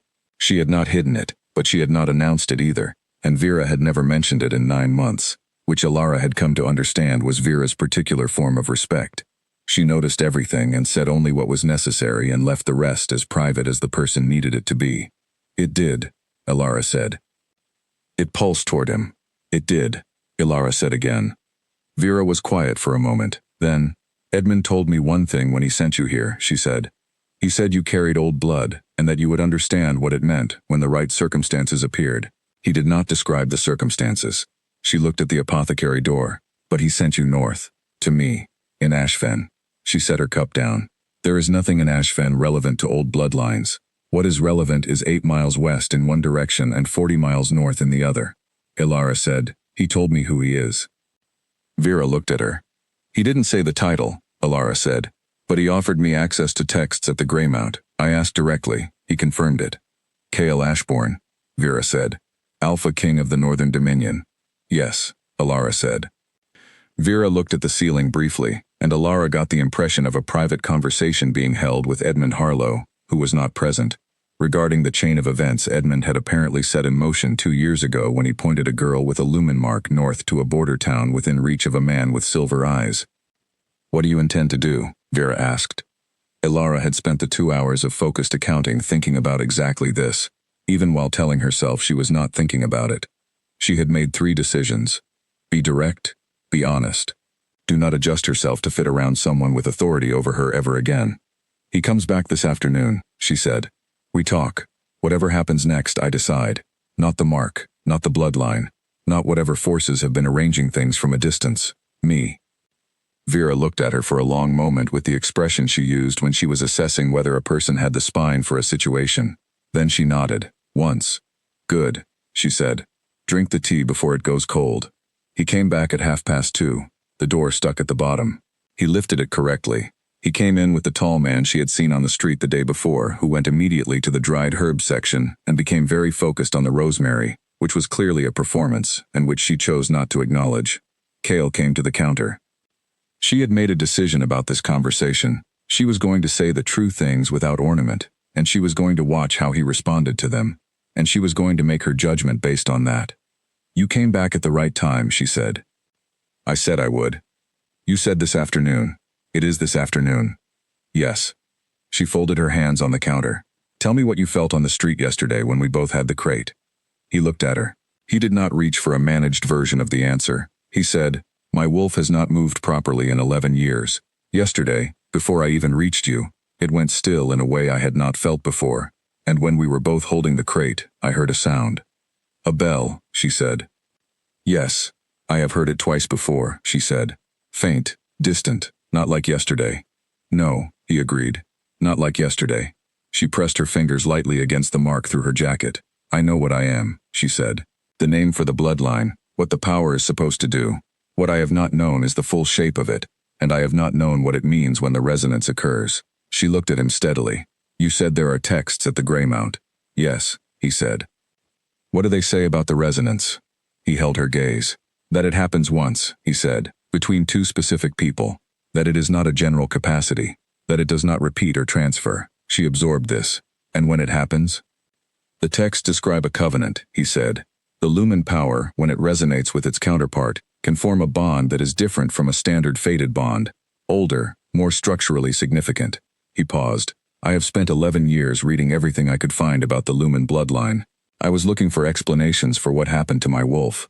Something happened 11 years ago, she said. Yes. What? He was quiet for a moment. She waited. She was good at waiting. I lost someone, he said. Someone I was bonded to. The bond broke. Losing a bond that way is... He stopped. My wolf went quiet, not absent. Quiet. As if it had reached a conclusion, and was waiting for the conclusion to be proven or disproven. It was waiting for the resonance, she said. I believe so, he said. I did not know that when it began. I only knew the quiet, and that it was different from normal quiet, and that it did not end. She thought about 11 years of something going still inside a person. She thought about how that would feel from the inside, not empty, but suspended, not broken, but waiting for something that had not yet arrived to tell it what to do next. She thought, I have felt that from the outside my entire life. She said, I want to read the texts. Good, he said. Not because of the covenant, she said. Because I have been carrying a mark I do not fully understand for 18 years, and I have a right to know what it is. You do, he said, without qualification. She looked at him. I am not going anywhere because I am supposed to, she said. I spent 18 years having things decided for me. I am not interested in replacing one set of those arrangements with another set, even a better one. I understand that, he said. If I go to the Greymount, she said, it will be because I choose to go there for my own reasons. All right, he said. That's your entire response, she said. You stated your terms clearly, he said. What would arguing accomplish? She looked at him for a moment. She thought, in 18 years of family dinners and pack ceremonies and formal separations, no one who had authority over a situation she was in had ever said the words, your terms are clear, and simply accepted them. She thought, that is a low threshold to be affected by. She thought, I am affected by it nonetheless.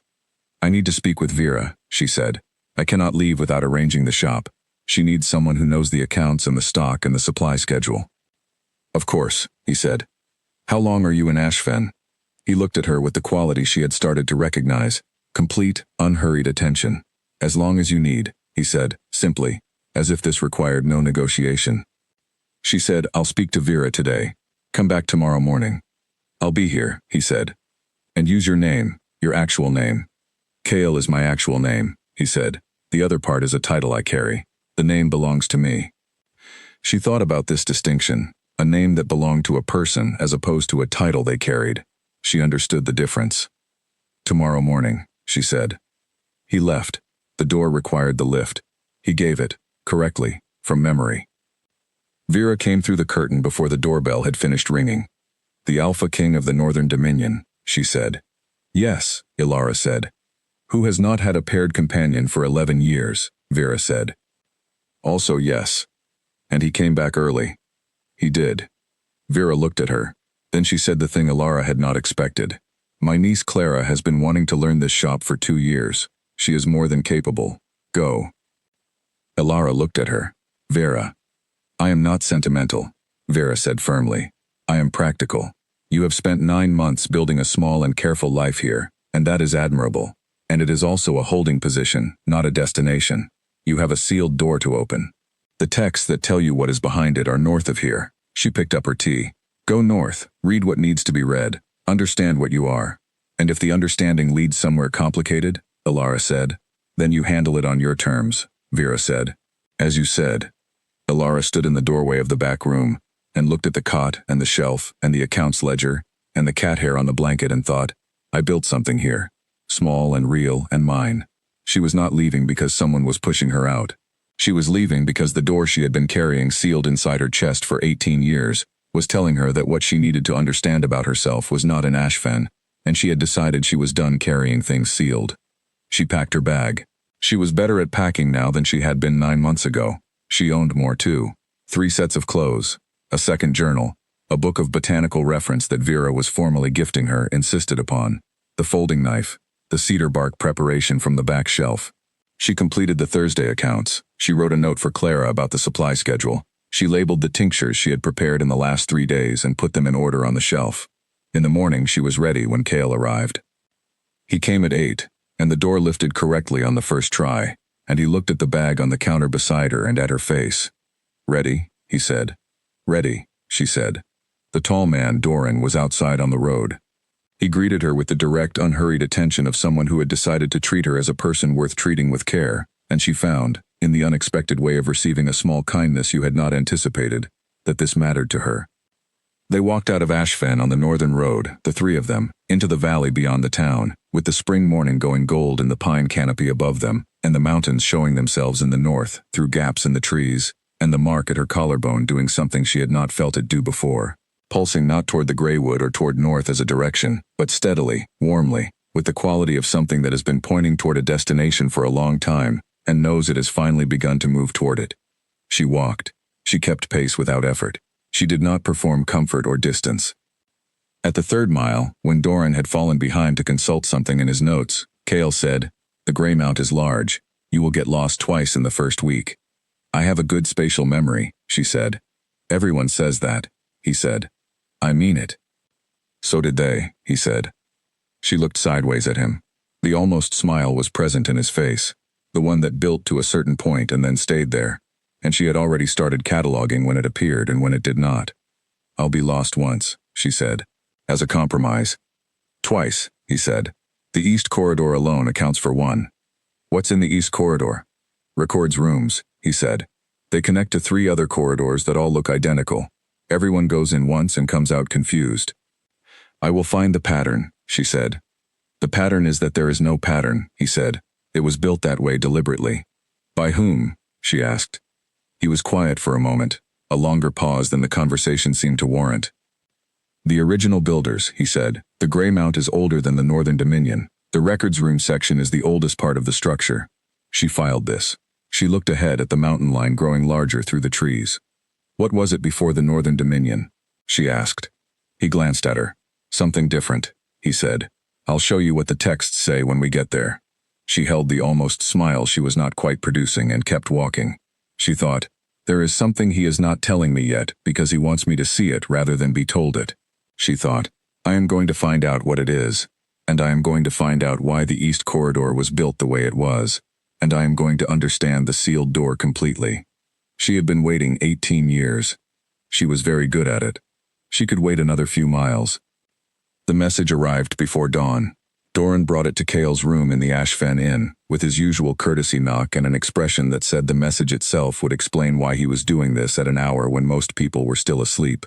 Cale read it, his jaw set. He set the paper down. A rival Alpha from the southern border territories had sent scouts into the border valley. The stated reason was protective. With trade roads becoming less stable, the Southern Alpha intended to offer voluntary escort and resettlement to unprotected residents in borderland towns. The actual reason, which anyone paying attention understood clearly, was a power extension, a land and population claim dressed as charity, the kind of move that required a fast counter-response, or it would be presented later as accepted fact. Doran was watching him. Ashfen is on the survey list, Doran said. Cale looked at him. All the border towns? The border towns with unaffiliated residents, Doran said. Women and young people without pack protection. The offer is framed as voluntary, but the way it is structured leaves very little actual choice. Cale's wolf, which had been awake and present since the previous afternoon for the first time in 11 years, went very still in a different way. Not the stillness of waiting, the stillness of something that has heard a threat and is deciding the appropriate response with great precision. Ilara, he said. Her name appeared in the information we received, Doran said. Unaffiliated. No pack standing. No record of protection from any regional authority. Cale was already moving toward the door. He stopped himself. He stood in the middle of the room and thought for approximately 10 seconds, which was longer than it felt, and which produced a decision that was not impulsive, precisely, but was made faster than most of his decisions and with considerably less of the deliberation he usually required. Then he went to find Ilara. She was already in the shop. The door was open and she was at the counter when he pushed through, lifting the bottom, and she looked up from the supply list she had been preparing with the expression of someone who had expected him later and was adjusting. You came early again, she said. There is a situation, he said. He came to the counter and told her briefly and without ornament. The Southern Alpha, the surveys, the framing as protection, her name on the list. He watched her face go through a rapid sequence of understanding, moving faster than most people's. When do the scouts arrive? She asked. 2 days, he said. Possibly 1. She was quiet for a moment. Then she said, And you are here to tell me this because? He looked at her directly. Because I want to invoke the Alpha claim of protection, he said. Formal declaration. Your name under my sovereignty. It removes you from every other authority's available list. She looked at him. He had expected several possible responses. He had prepared for wariness, for the natural and sensible reluctance of a person who had been given other people's decisions for 18 years and had recently and deliberately stopped accepting them. He had prepared for questions about what the claim meant in practical terms, what obligations it created, what she would owe and what he would owe. He had not prepared for what she actually said. You could have simply asked, she said. He stopped. You came in here, she said, with the formal name of a formal procedure, because you are the kind of person who approaches things formally, and I understand that. But you could also have just told me the situation and asked what I wanted to do about it. He looked at her. Then he said, What do you want to do about it? I want the protection, she said. I am not interested in being collected by a Southern Alpha who has decided that voluntary means whatever is convenient for him. A pause. But I want it understood that I am choosing it, not receiving it as something you have determined is best for me. It is your choice, he said. It has always been your choice. Then I choose it, she said. He had, regardless of her choice, already decided to make the declaration formal. The formal declaration served legal and territorial purposes that her acceptance could not fully replace. It created a recorded protection in the Northern Dominion's records. It signaled to the Southern Alpha that Ashfen was not uncontested territory, and it put Ilara's name on a protection registry that would follow her irrespective of where she lived. But he had intended to do this with or without her agreement, and she had just told him clearly that she could see the difference between those two things, and she was right to see it, and she was right that he should have asked. The formal declaration requires witnesses, he said. I would like to do this today, with your full understanding of what it means. Tell me what it means, she said. He told her. The Alpha claim of protection was an old declaration, primarily used in times of territorial instability, by which an Alpha formally named a specific person as being under the sovereignty of their territory. It created legal and supernatural obligations on both sides. He would be bound to protect her standing. She would be recorded as affiliated with the Northern Dominion. It did not require her to live there. It did not require her to do anything specific. It gave her name a home in the record that no regional authority outside the Dominion could legitimately override. She listened to all of this without interrupting. What does it cost you to do this? She asked. He had not expected that question either. She was asking about his side of the obligation, about what it would mean for him to be formally bound to a protection claim for a person he had met the day before yesterday. Nothing I am not willing to pay, he said. She looked at him for a long moment, then she said, 4 witnesses. That is the minimum, he confirmed. Vera, she said. Doran, and whoever else you need. Vera was called from the back room. She came through the curtain with the expression of someone who had been listening, and was pretending she had not. Doran was collected from the market square, where he had been managing the morning in the particular focused way of someone who has been told to manage things and intends to do it correctly. 2 more of the Greymount escort were brought in from the road. The declaration was made in the front room of the apothecary, between the counter and the window that faced the Ashfen Main Street. Cale stated it in the formal language because formal language created formal record, and formal record had teeth that informal agreements did not. He stated her full name, her location, and the nature of the claim. He stated his name and his authority. He stated the terms. Alara stood opposite him and did not look like someone receiving something. She looked like someone completing a transaction she had assessed and agreed to, which was precisely what was happening, and he found he was glad she looked that way rather than the other way. Vera witnessed. Doran witnessed. The 2 escort members witnessed. Then it was done. Vera immediately made tea, which was either a practical response to the morning's events or the most efficient way she knew to close a formal moment before it became awkward. Doran thanked the witnesses and returned the escort to the road. Ilara looked at Cale across the counter. The scouts arrive in 2 days, she said. Yes. When they find the protection declaration on the record, what happens? They leave, he said. The Southern Alpha is overreaching, but he is not looking for a territorial conflict with the Northern Dominion. He will find other targets for his surveys. She nodded slowly. Then she said, I have a question. Ask it. The bell sound, she said. You said your wolf has been quiet for 11 years because you lost someone. A bond that broke. Yes, he said carefully. What the bell sound means, what the lumen resonance is, the covenant the texts describe, she said. These things are connected to something very old and very specific. They are not the kind of thing that happens by accident or convenience. She looked at him with the full, direct attention of someone who has been assembling pieces of a large picture for a long time and is getting close to the whole image. I want to understand it completely before I make any decisions about what it means. So do I, he said. The texts at the Greymount, she said. When you are ready, he said. I told you I need to arrange the shop, she said. That hasn't changed. I know, he said. You are going to suggest I come north with you when I'm done. Yes, he said. I am going to ask you to consider it. Not suggest. Ask. The corner of her mouth did the thing it did when the almost smile was close. Better, she said. He looked at her standing behind the counter of the apothecary in the border town where he had stopped, apparently, for the most significant reason of his adult life. He looked at the mark visible above her collar, the silver spiral that had pulsed toward him when he was at the counter, and that pulsed now, clearly, with the warmth of something recognizing something. He thought, 11 years. He thought, 2 days. He thought, I have waited long enough that 2 more days is nothing.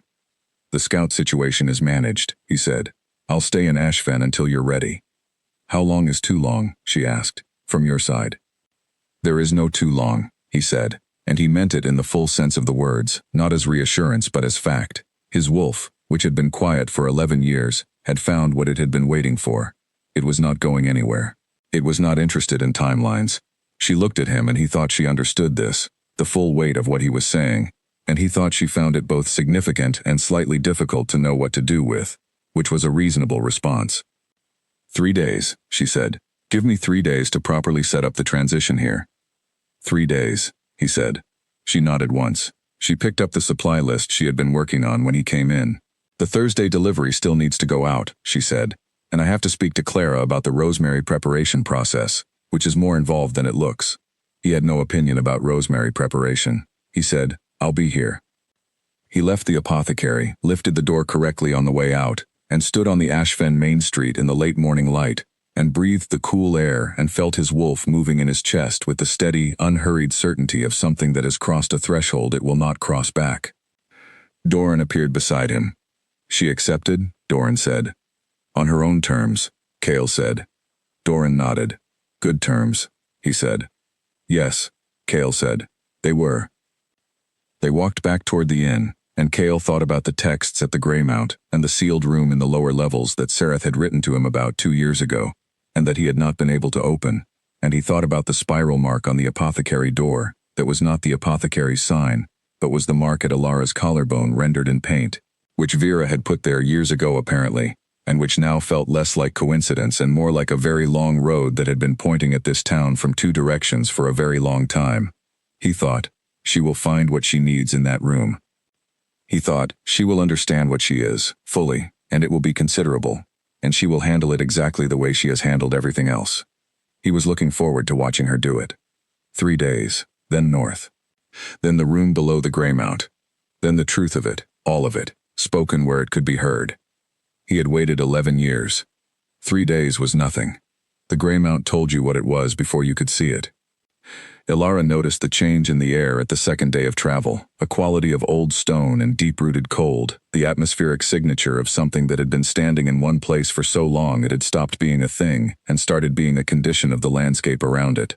By the time the road turned through the last pine ridge and the stronghold came into view, she had spent 3 days calibrating her expectations, talking herself into a measured response, reminding herself that she had made her choice with clear eyes, and was not going to give anyone the satisfaction of watching her be overwhelmed. She stopped walking anyway. The Greymount was built into the mountain face the way a tooth is set in a jaw, not placed upon the stone but grown from it. The building and the mountain continuous, inseparable, the same material throughout. It was not the tallest structure she had ever seen. It was the most permanent. It had the quality of something that had decided to exist here, and had not been moved by anything, ever, and did not expect to be moved. Cale was watching her from a few steps ahead on the road. He had been, across 3 days of travel, very careful about space, present, accessible, but not crowding, not performing either distance or familiarity. She had been observing this and she had concluded, cautiously, that it was not strategy. He simply understood, without being told, that a person who had spent 18 years navigating other people's expectations of her needed room to navigate her own. This observation had unsettled her more than she expected, because she had been prepared to be strategic, and she found it difficult to be strategic about someone who was not being strategic about her. Larger than expected, she said. Everyone says that, he said. You told me they would, she said. I did, he said. And they were still right, she said. Yes, he said. She started walking again. They came down through the approach road and through the outer gate as the sun was going low and orange, and the stone turned warm with it, and she noticed that the specific warm color the stone took on in this light was the same silver gold as her birthmark, and she filed this without reacting to it. The gate opened, they went in. What happened next was not comfortable, and she had told herself it would not be, and the telling herself had not helped as much as she had hoped. She stood in the main hall of the Greymount and felt the quality of attention that had been directed at her entire life, sharpened and concentrated, coming from 12 different directions simultaneously, 12 pairs of eyes, quickly masked, performing various grades of discretion with varying degrees of success. She organized what she saw.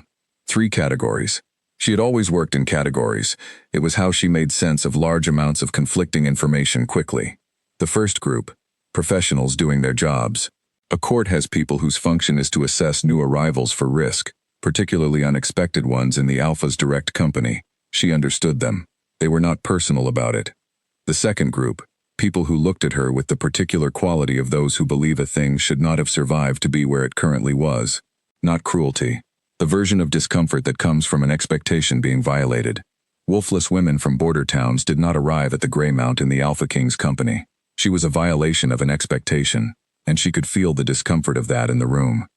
The third group was smaller and more interesting.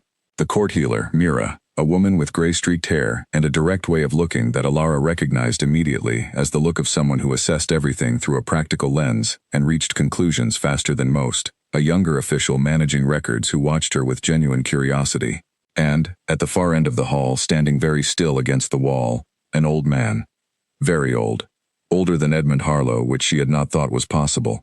He watched her with an expression she could not classify in her usual system, and she had a well-developed classification system for the ways people looked at her. He was not reading her. He was confirming something. Cale moved the room through the introductory formalities with the efficiency of someone who had a plan and was executing it. Acknowledgements, deflections, brief formal presentations. She was assigned quarters on the 3rd level, not small, which surprised her. A desk, an empty bookcase, a north-facing window. She put her bag on the desk. She pressed her fingers to the mark. It was warm, steady, pointing downward through the floor. Not north anymore, down. Mira knocked within the hour. She came in with the directness of someone who has decided to simply say the things and see what happens. I am the court healer, she said. 30 years in this hall. I know plants in the practical sense. She paused. Edmund Harlow's name came up in conversation recently. Is he well? He was well when I last wrote to him, Ilara said. 3 weeks ago. Good. Mira looked at her collarbone. May I? Ilara pulled her collar aside. Mira looked at the mark for a long moment. She did not touch it. She said, the last recorded lumen mark in this region was over 3 centuries ago. Her voice had the clinical precision of someone issuing a medical note. I want you to know that what I am about to say is not meant to discourage you, but to give you useful information. You are going to face considerable resistance in this hall, and some of it will not be polite, and it will be easier to manage if you know in advance that it is coming. I have been managing resistance since I was 4 years old, Ilara said. Mira looked at her. The clinical expression shifted into something warmer, brief and genuine.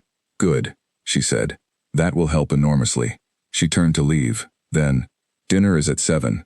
The council takes punctuality personally. You have enough to manage without giving them a punctuality complaint to use. She left.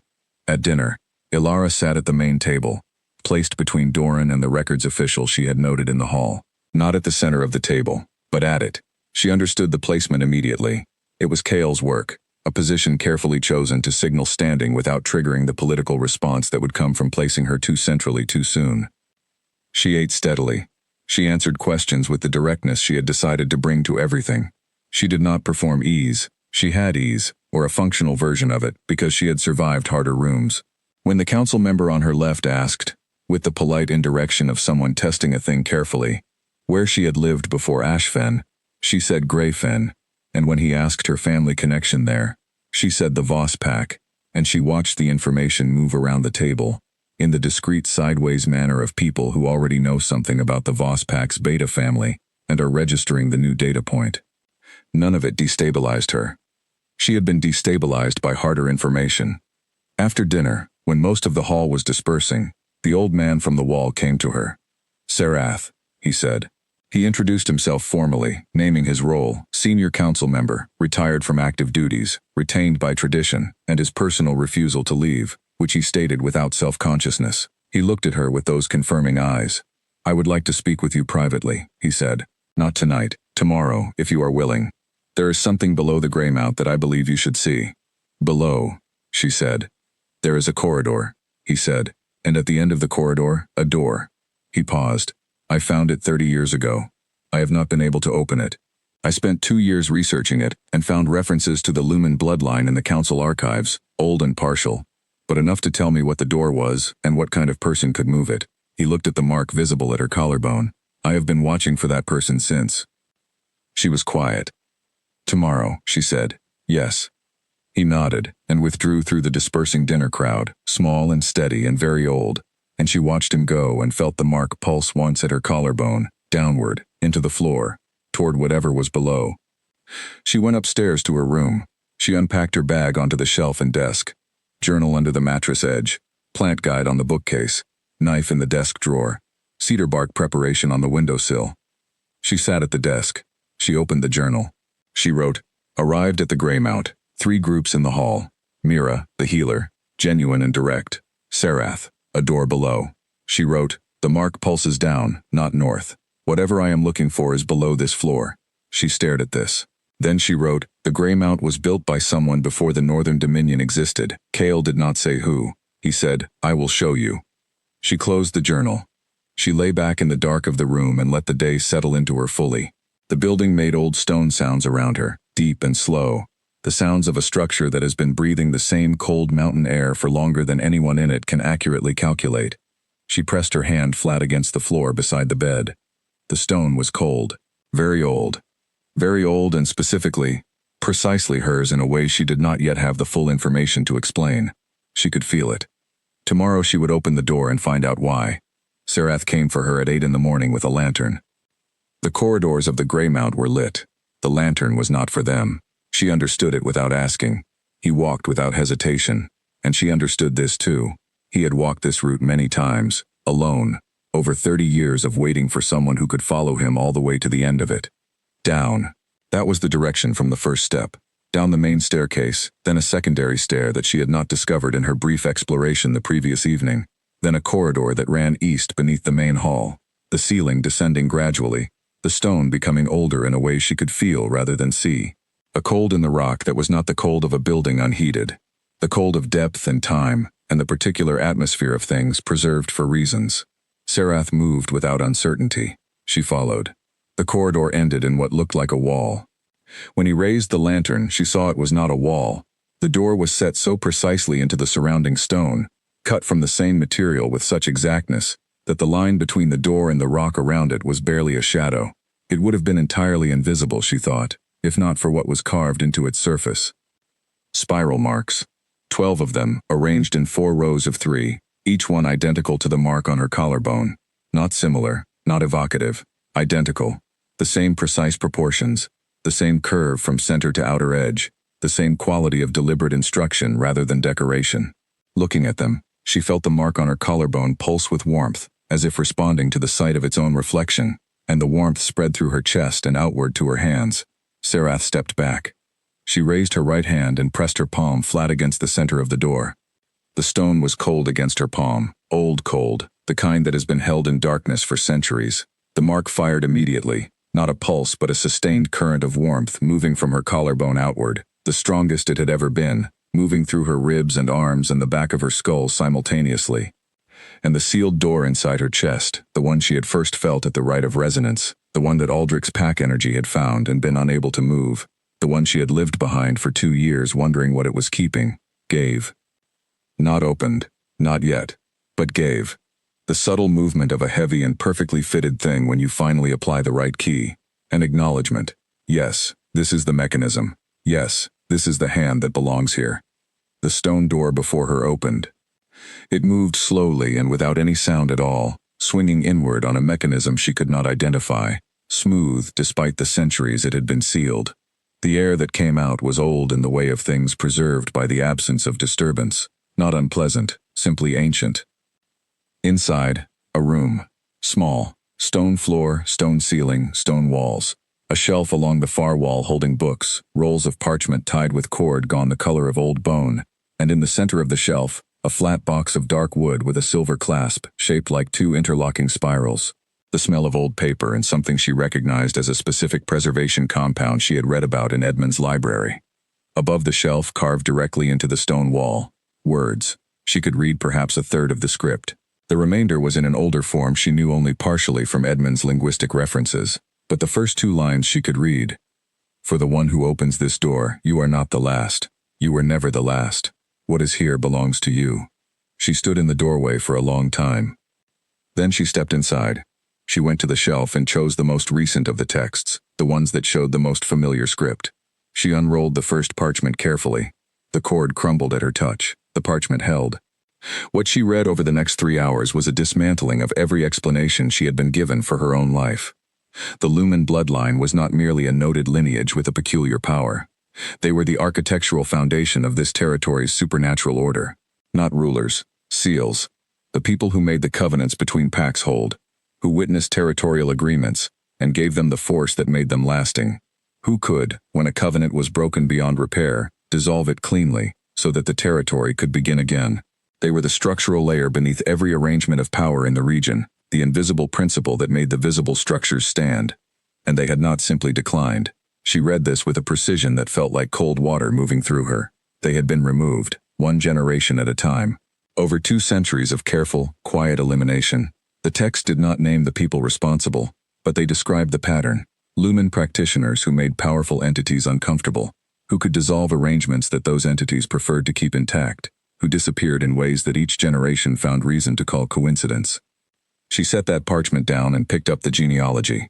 Names and dates in a column, stretching back further than she could calculate. The Lumen mark noted beside each name. She did not read all of it. She scanned to the end. 3 names at the bottom, same generation. 2 had notations she could not read in the old script. The 3rd had a notation she could read clearly, removed from record. And beside it, in a different ink, in what appeared to be a later hand, Voss. She set the parchment down. She stood very still. Voss. Her father's name. Her name. The Pack family name in whose birth record she had been listed with a small unexplained symbol in Gareth's handwriting, which she had noticed at 16 and not been able to identify. Her father had not cast her out because her mark frightened him. He had not cast her out because the Pack's social standing required it. He had not cast her out because she had failed the right of resonance and had no wolf soul response to offer the community. He had known what she was since the night she was born. He had known the bloodline, the power, the mark. He had known the history, the elimination, the removal of the name from the Lumen record. He had known. And he had decided, before she was a week old, that the safest thing he could do with a daughter born into this bloodline was ensure she never knew she was in it. Removed from record. But records were not truth. They were only what someone with authority and a pen had decided to write down. The door had opened for her.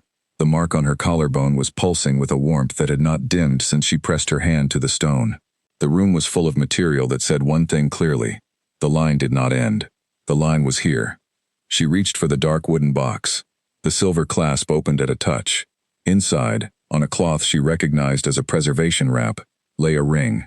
Old, clearly old, silver with a spiral worked into the band, the same mark reproduced in miniature with the craftsmanship of something made to last beyond the person who made it. A seal ring, the kind used for formal declarations, for agreements, for authority that was inherited rather than appointed. Below the ring, a folded document. She opened it with hands that were completely steady. Common script, a recent hand, recent being relative, she estimated perhaps a century ago. A record of lineage rights.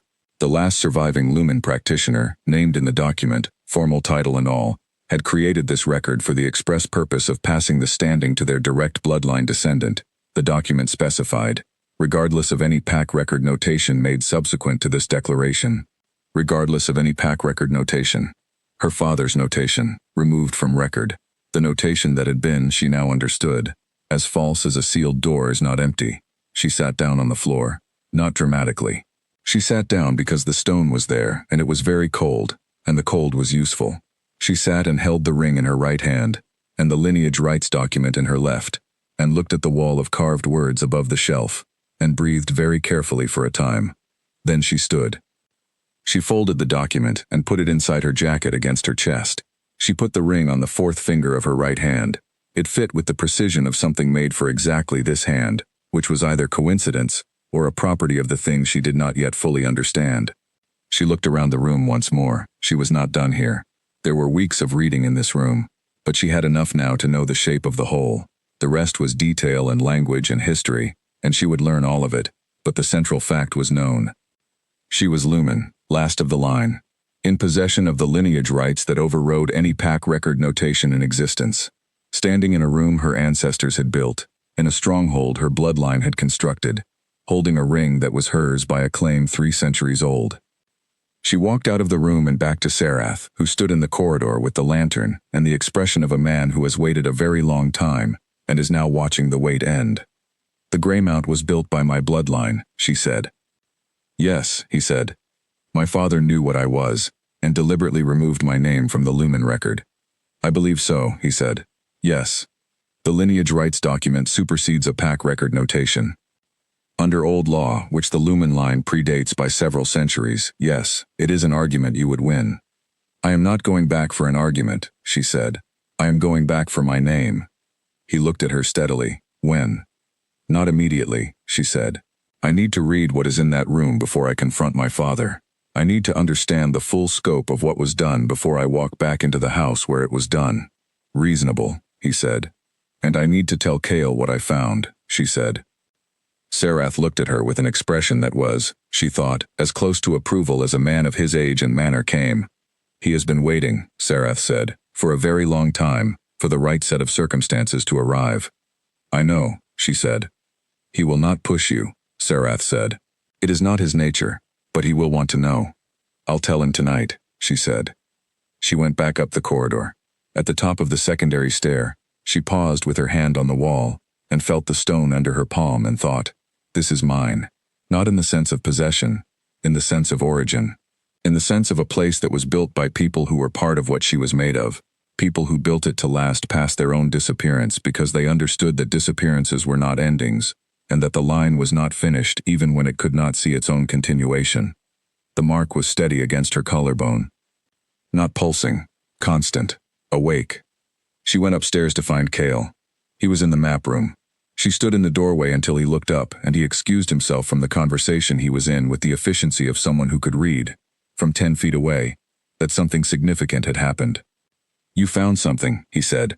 She said, "The Greymount was built by the Lumen bloodline." He was quiet. "Before the Northern Dominion existed," she said. "Before any of this. It was built by my ancestors as the seat of the Lumen authority, and then the line was eliminated, and the stronghold was absorbed, and the door was sealed, and the records were lost or removed. And my father knew all of it and made sure I did not." He was still quiet. She had not expected him to be quiet. She had expected reaction, questions, the visible processing of large information. But he was quiet in the specific way of someone who has already known part of this and is hearing the rest of it arrive. "You knew some of this," she said. "I suspected the connection," he said. "I did not know the full scope. I found references in the Greymount's oldest archives that suggested the building predated the pack structure, and the spiral marks in the lower corridor, which I could not open, and Sereth's work over decades that pointed toward the Lumen line. I did not want to tell you what you were before you had the chance to find it yourself." She looked at him for a long moment. "Why?" she asked. "Because you told me in the apothecary in Ashfen," he said, "that you were done having other people's decisions substituted for your own. And because the right way for you to find this was to open the door and read the texts and understand it in the order that you understood it, not to have it handed to you by someone with a piece of the information." She breathed in slowly. She showed him the ring. He looked at it on her hand. His expression, always controlled, moved briefly through something she could read, something that had the quality of relief. "It fits," he said. "It fits," she said. She said, "I'm going back to Greyfen, to my father's house." "I know," he said. "I want to go soon," she said. "I am not ready to go today, but soon." "Whenever you are ready," he said. "Will you come?" she asked. He did not ask why she was inviting him. He said, "Yes." She nodded. She turned and went back to her room, and she took the journal out from under the mattress and opened it to a fresh page, and wrote for a long time. She wrote what she had read, and what she had understood, and what it meant, and what she intended to do about it. She wrote it all the way to the end, every piece of it, in clear, simple sentences that left nothing ambiguous. Then she closed the journal and looked at the north-facing window and the mountains beyond it. Below her, the ancient room waited, full of texts, full of the history of what she was. Above her, the Greymount made its old stone sounds. Around her, in the ring on her right hand, and the document in her jacket, and the mark at her collarbone, the truth of it, all of it, hers. She had always known she was not what they called her. Now she had the room and the ring and the records to prove it. She was going home. Not to live there. To collect the one thing that was still outstanding. Her name. The Vosspack territory looked smaller from the outside than she remembered from the inside. She had been warned this would happen.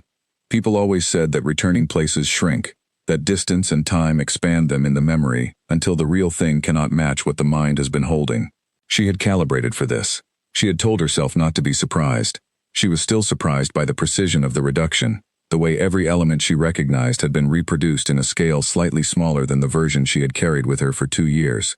The pines along the border road, the ruts in the cart path, the stone marker with the Vosspack insignia, weathered the same way it had always been weathered. Cale rode beside her. 3 members of the Greymount escort followed at a careful distance. She had specified the arrangement, present but not threatening, visible but not aggressive. He had agreed to every detail. They stopped briefly at the border marker. No sentinels came out to challenge them.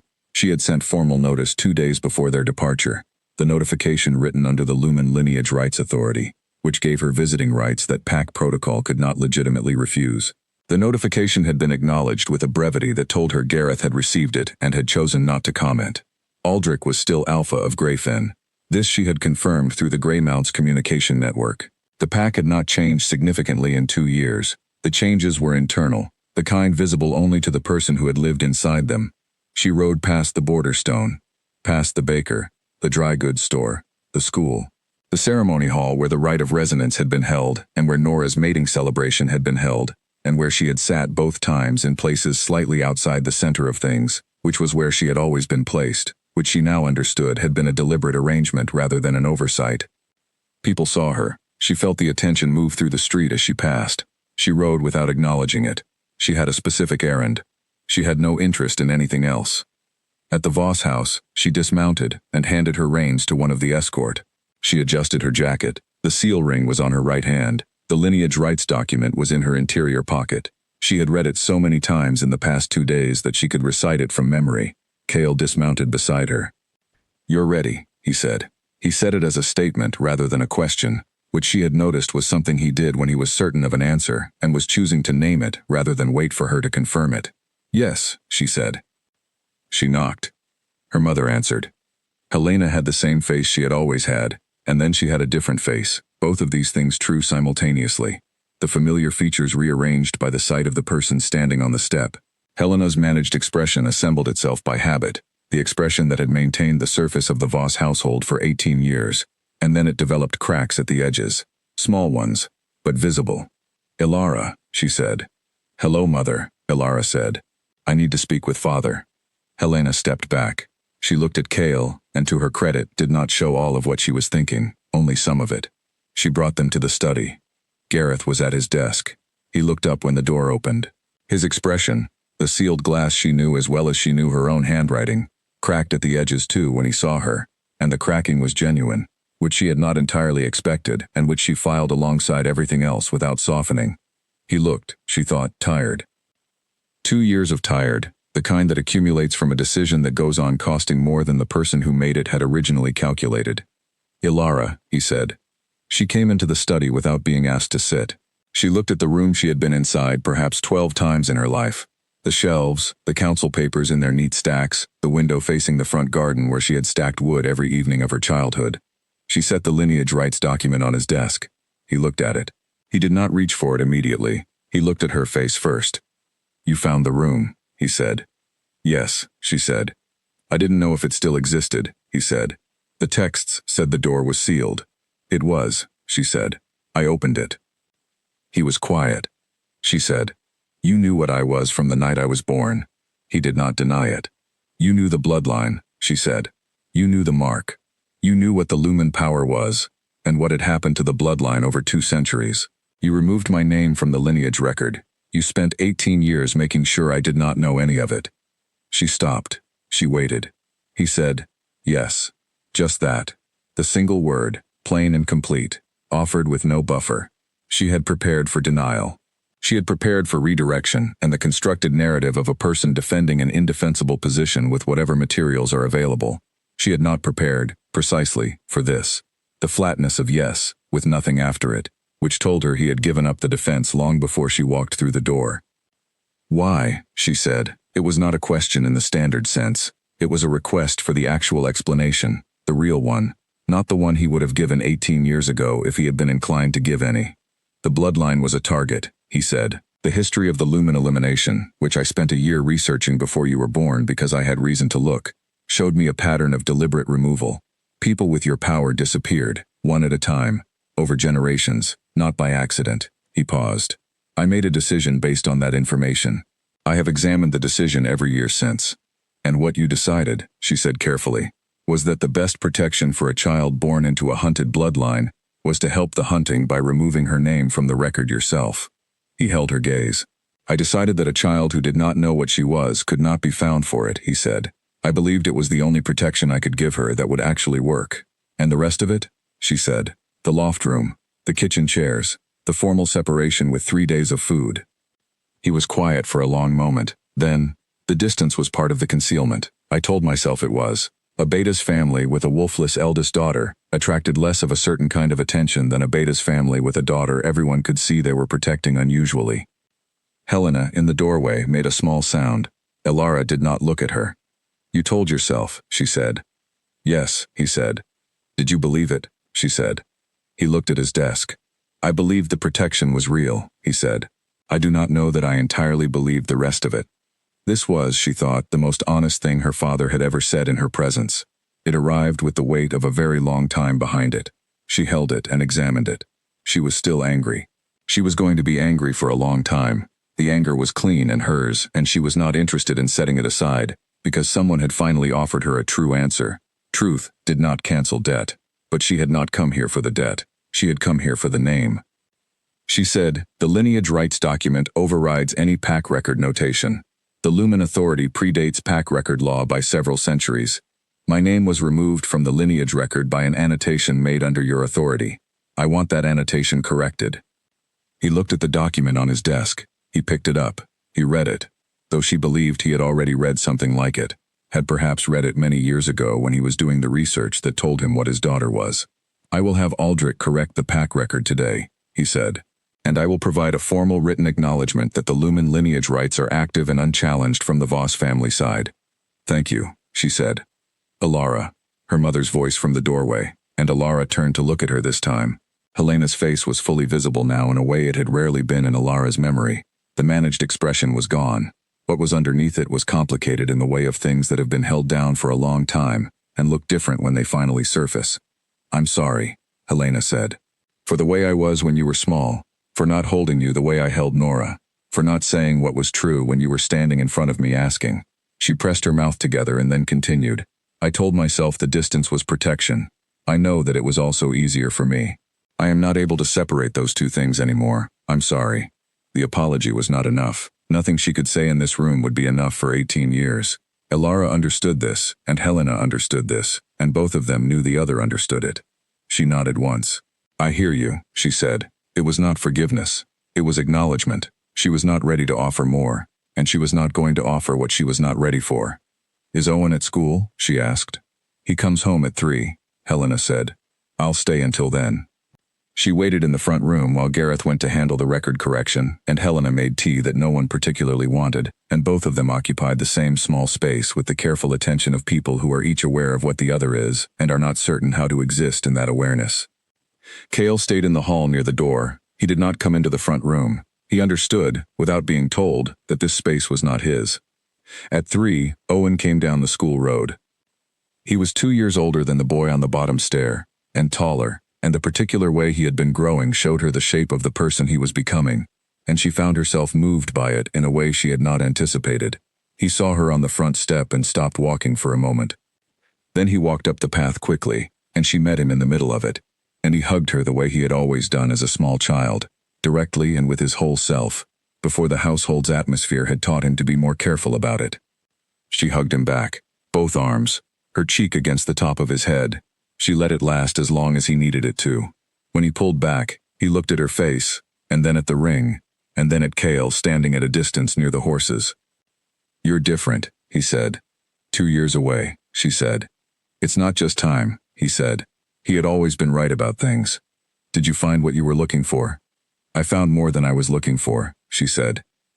He glanced at Cale again. "Who is he?" "Someone I trust," she said, which was what she had decided to say, which was the most accurate thing she could say, without it becoming a longer explanation than the doorstep allowed. Owen looked at Cale with the direct, uncomplicated assessment of a 14-year-old who has not yet learned to pretend he is not measuring people. Cale did not react to this. He waited. "He looks trustworthy," Owen said, which was Owen's version of significant approval. "He is," she said. Owen looked back at her. "Are you coming back here?" he asked. "No," she said, "but I am not far and I am reachable, and that will not change." "I know you said Ashfin," he said, "but you don't live there anymore."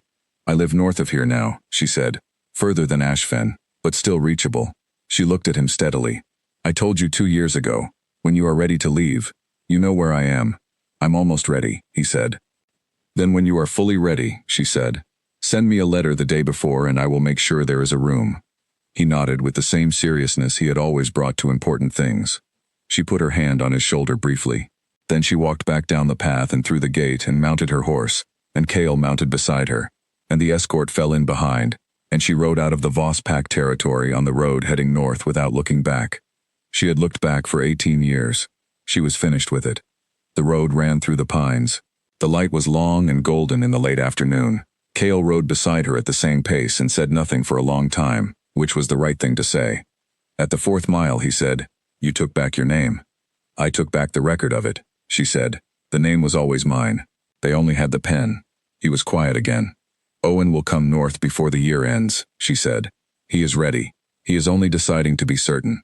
"There is room," Cale said, "for however long he needs." She looked at him from the side. He was watching the road ahead. She thought about the 11 years and the bell sound and the crate of herbs and the apothecary door that stuck at the bottom. She thought about the small room below the gray mount full of texts that belonged to her, and the ring on her right hand that fit exactly right, and the sealed door that had moved when she pressed her palm to stone. She thought, he has been next to me for this entire journey, and he has not once tried to make it about himself. She thought, I do not know what to do with that. She thought, I think I am beginning to. They rode north. The mountains rose in front of them, the gray mount somewhere in the distance behind the tree line, waiting with its old stone and its ancient room, and its north-facing window with the view of more mountains. Her room now, her window, her room below the floor, full of the history of what she was. She was going home. Not the place she had come from, the place she was going. The first lumen seal in 300 years was witnessed on a Tuesday morning in autumn, when the mountain outside the gray mount's north window was doing something extraordinary with the early light. Elara noticed it from her room before she went down, the stone of the stronghold turning a warm silver gold in the low angle of the sun, the same color as her birthmark, the same color as the ring on her right hand. She pressed her fingers to the mark. It was steady, constant, the way it had been since she opened the door below and felt it wake fully for the first time. Not pulsing, simply present, the difference between a heartbeat monitored and a heartbeat lived in. She dressed. She took the lineage rights document from her desk drawer, where it had lived since her return from Greyfen 6 weeks earlier, and she put it in her jacket. She went downstairs. She had spent those 6 weeks doing 3 things: reading the texts in the lower room, learning the Greymount's council structure, and reaching a complete understanding of the thing inside her chest that had been sealed for 20 years. She now understood it the way she understood the accounts ledger at the Ashfen apothecary. Every column, every figure, every entry accounted for, the total clear. The power was real. The lineage rights were unambiguous. The legal argument for the restoration of the lumen standing was, as Sarath had told her from the beginning, one she would win. She had spent 6 weeks making sure she understood not just the argument, but the thing itself.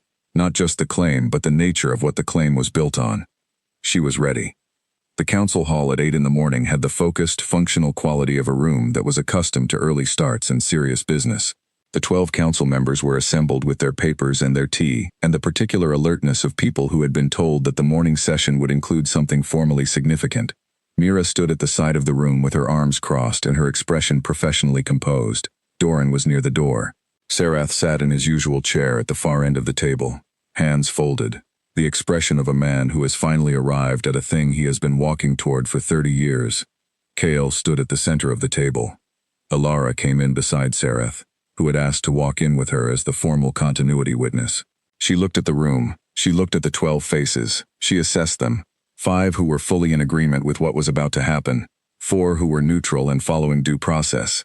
3 who had expressed varying levels of resistance over the past 6 weeks, and who were here because formal process required them to be. She did not address the 3 specifically. She addressed the room. She said, in the formal words the text specified, in clear and simple language that the records required, I am Elara of the Lumen Line. I declare this bloodline present and active within the Northern Dominion's territory. I declare the seal rights restored. I am witnessed. The room witnessed. Sarath spoke the confirmation, which he had memorized precisely, which took 42 seconds, and which he delivered with the gravity of someone who has been rehearsing it for longer than the person receiving it has been alive. Mira wrote it into the council's formal record, the column that had not had an entry in 3 centuries. She wrote it in the permanent ink she kept for entries that were meant to last, and the pen made the decisive, clean sound of something being established rather than merely noted. The mark at Elara's collarbone did not pulse. It held, steady, sustained, the warmth of something that has arrived and recognizes where it is. Kale, across the table, looked at her, not the almost smile, the completed version. Brief, real, contained almost immediately because he was in a formal council session and he had maintained composure in formal sessions for 12 years, and was not stopping now. She saw it. She filed it. The council dispersed to its morning work. The formal component was done, and the Greymount's machinery moved forward as it always did, the business of a territory continuing around the fact that the territory had just been changed in a structural way that its most senior members were still processing. She went to find Sarath before he left the hall. He was still in his chair, and he looked at her, with the specific expression of a man who has completed something. 30 years, he said. I know, she said. Edmund Harlow will be very pleased, he said. I wrote to him last week, she said. He has already replied. Sarath smiled, which she had learned he did rarely, and entirely genuinely. He always does, he said. He is an infuriating man in many ways, but he replies to letters immediately. I will give him that. She left Sarath and went up to her room. Owen arrived 2 weeks later. He came with a single bag and a letter from Helena, which Alara set aside to read later, and the long limbs of a 14-year-old who had grown considerably since the doorstep. He stood in the Greymount's entrance hall and looked at the stone and the height of the ceilings, and the age of everything around him with wide eyes that he was trying, with partial success, to keep composed. You live here, he said. I do, she said. It's very large, he said. It is, she said. You'll get lost twice in the first week. He looked at her. Is that a challenge? It's a fact, she said. The East Corridor accounts for one of them. There is no pattern to it. It was built that way deliberately. Who built it? He asked. Our bloodline, she said. He was very quiet for a moment. Then he said, Tell me everything. She showed him the room below.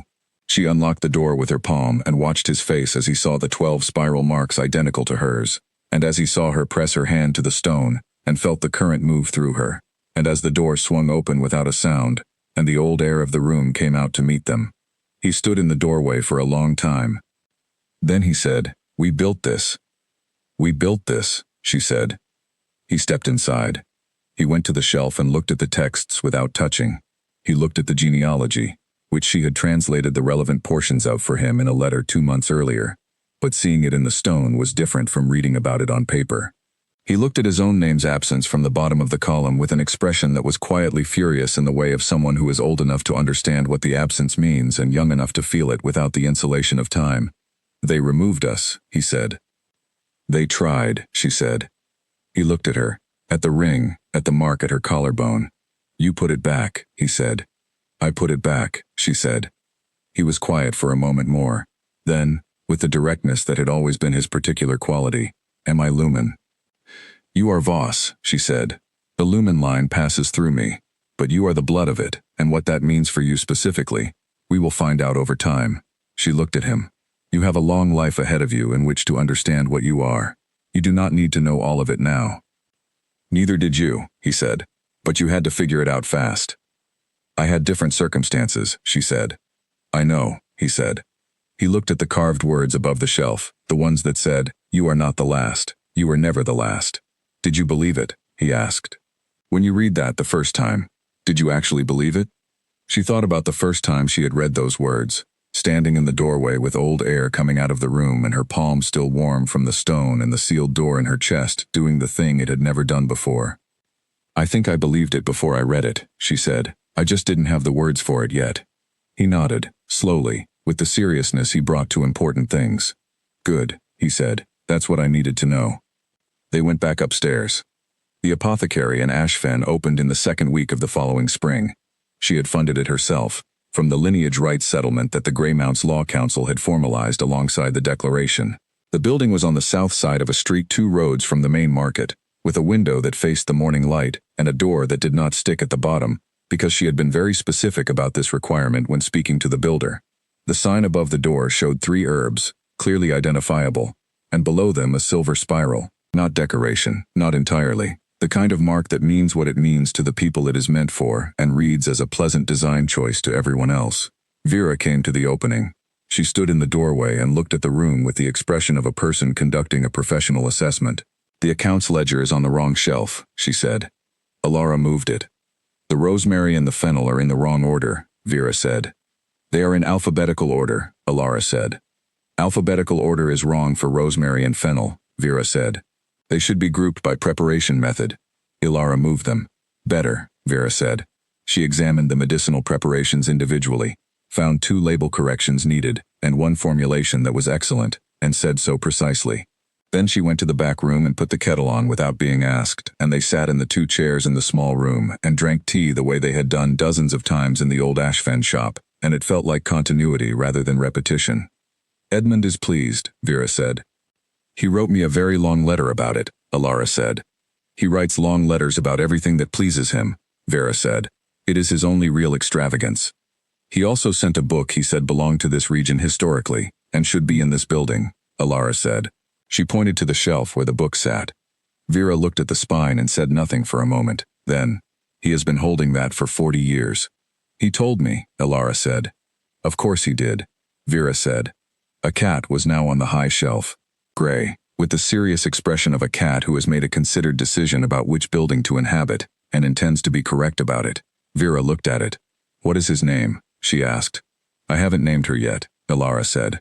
I've been letting her decide when she's settled enough for a name to fit. Reasonable approach, Vera said. What does Kale call her? Elara looked at her. She arrived 3 days ago.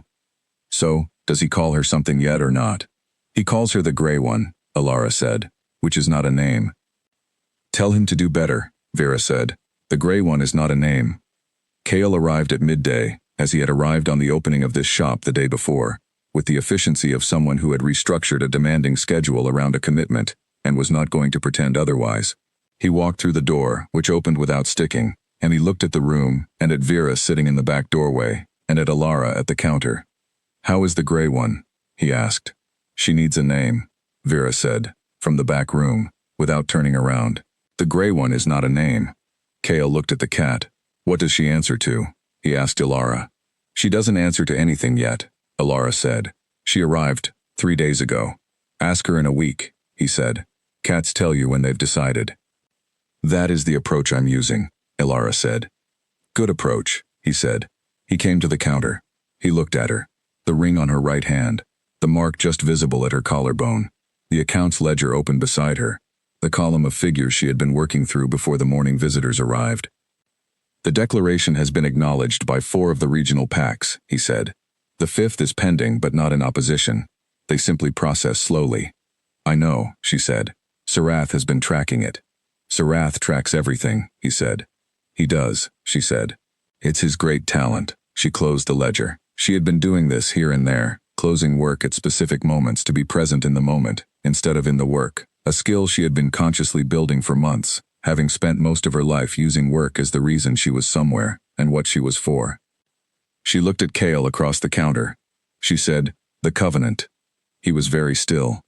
I have been thinking about it for 11 months, she said. I have been reading the texts and I have been watching you, and I have been building the lumen standing from the ground up, and I have been going to Greyfen and coming back and opening a shop, and all of that is real, and all of it matters, and none of it changes what I have known since the apothecary in Ashfen. What did you know then? He asked. That you heard the bell sound the same way I did, she said. That your wolf went still, not because something was absent, but because something was coming. That you stopped in Ashfen because you could not do otherwise. She pressed her fingers briefly to the mark. I know what the covenant is. I know what it means. I know that it is not a bond imposed. It is a door, and it is mine to open or not. Yes, he said. I am opening it, she said. Not because the bloodline says so. Not because the mark pulsed toward you, or the bell sound happened, or because the texts describe it. Because I have spent 11 months knowing you, and I have decided. He looked at her. His eyes, silver at the center, did not move from her face. I want to stay at the Greymount, she said. I want to finish reading the room below and restore the lumen standing to what it was. I want Owen to have a home that is the right size for who he is. I want to come here 4 times a year and sit in that chair with Vera and drink tea and correct the shelf organization. A pause. And I want to know you the way I have been knowing you, which is to say, properly, without either of us managing what we allow the other to see. He was still. I know you have been patient, she said. I know 11 months is nothing, he said. 11 months is nothing. He said it flatly and simply, as he said most true things. I waited 11 years for the bell sound to happen. I will wait 11 more if that is what you need. But you are telling me you are done waiting, and I am telling you that I have been done waiting since the moment I heard it, and I am simply glad it is the same moment for both of us now. She looked at him across the counter of the small apothecary, with its lavender smell and its correctly organized shelves and its gray cat on the high shelf, and Vera in the back room making an excellent effort to appear uninvolved. She said, Same moment. Same moment, he said. She came around the counter. She stood in front of him. She pressed her right hand, the one with the ring, lightly against his chest. The bell sound did not happen. It had become the baseline. The constant frequency that was no longer distinct from the ordinary sound of existing, because it was not a signal anymore but a condition, the way a heartbeat stops being noticeable and starts being simply part of being alive. There it is, she said. There it is, he said. From the back room, with the complete casualness of someone who had been listening carefully since the previous morning, Vera said, "The tea is ready if anyone wants it." Ilara laughed. It surprised her, which it always did when it happened, and she let it be there without managing it. Kale looked at her face when she laughed. He looked at it the way he looked at most things, with complete, unhurried attention. She said, "Come and drink the tea." He said, "Yes." They went to the back room, the three of them, and Vera poured the tea with the practiced accuracy of a woman who had been pouring tea in this shop for 30 years, and they sat in the back room of the Ashven apothecary, with the morning light coming through the window and the smell of cedar and lavender in the air, and the gray cat walking from the high shelf to the low one, in the deliberate manner of a cat conducting an inspection of her own premises. The mark at Ilara's collarbone did not pulse. It held, steady, constant, not waiting for something to arrive but present in the arrival. The ring on her right hand caught the light from the window, silver and permanent and precisely fitted, the kind of object that was made to last past the person who made it, because the person who made it understood that some things needed to outlast everything thrown at them. She had been told she was cursed. She had been told she was less than what surrounded her. She had been given the smallest room and the outside chairs and the formal separation with 3 days of food, and she had carried it all with the particular precision of someone who understands that being told something is true, and it being true are different categories. She had opened the door. She had read the texts. She had gone back and taken the one thing that was still owed to her. And the taking was not dramatic, but it was complete. She had her name in the record. She had the ring, and the room, and the declaration in the council minutes. She had Owen in a building that fit him. She had Vera, and the tea, and the apothecary with the correctly fitted door. She had the bell sound, which was no longer a signal. It was simply the sound of being where she belonged.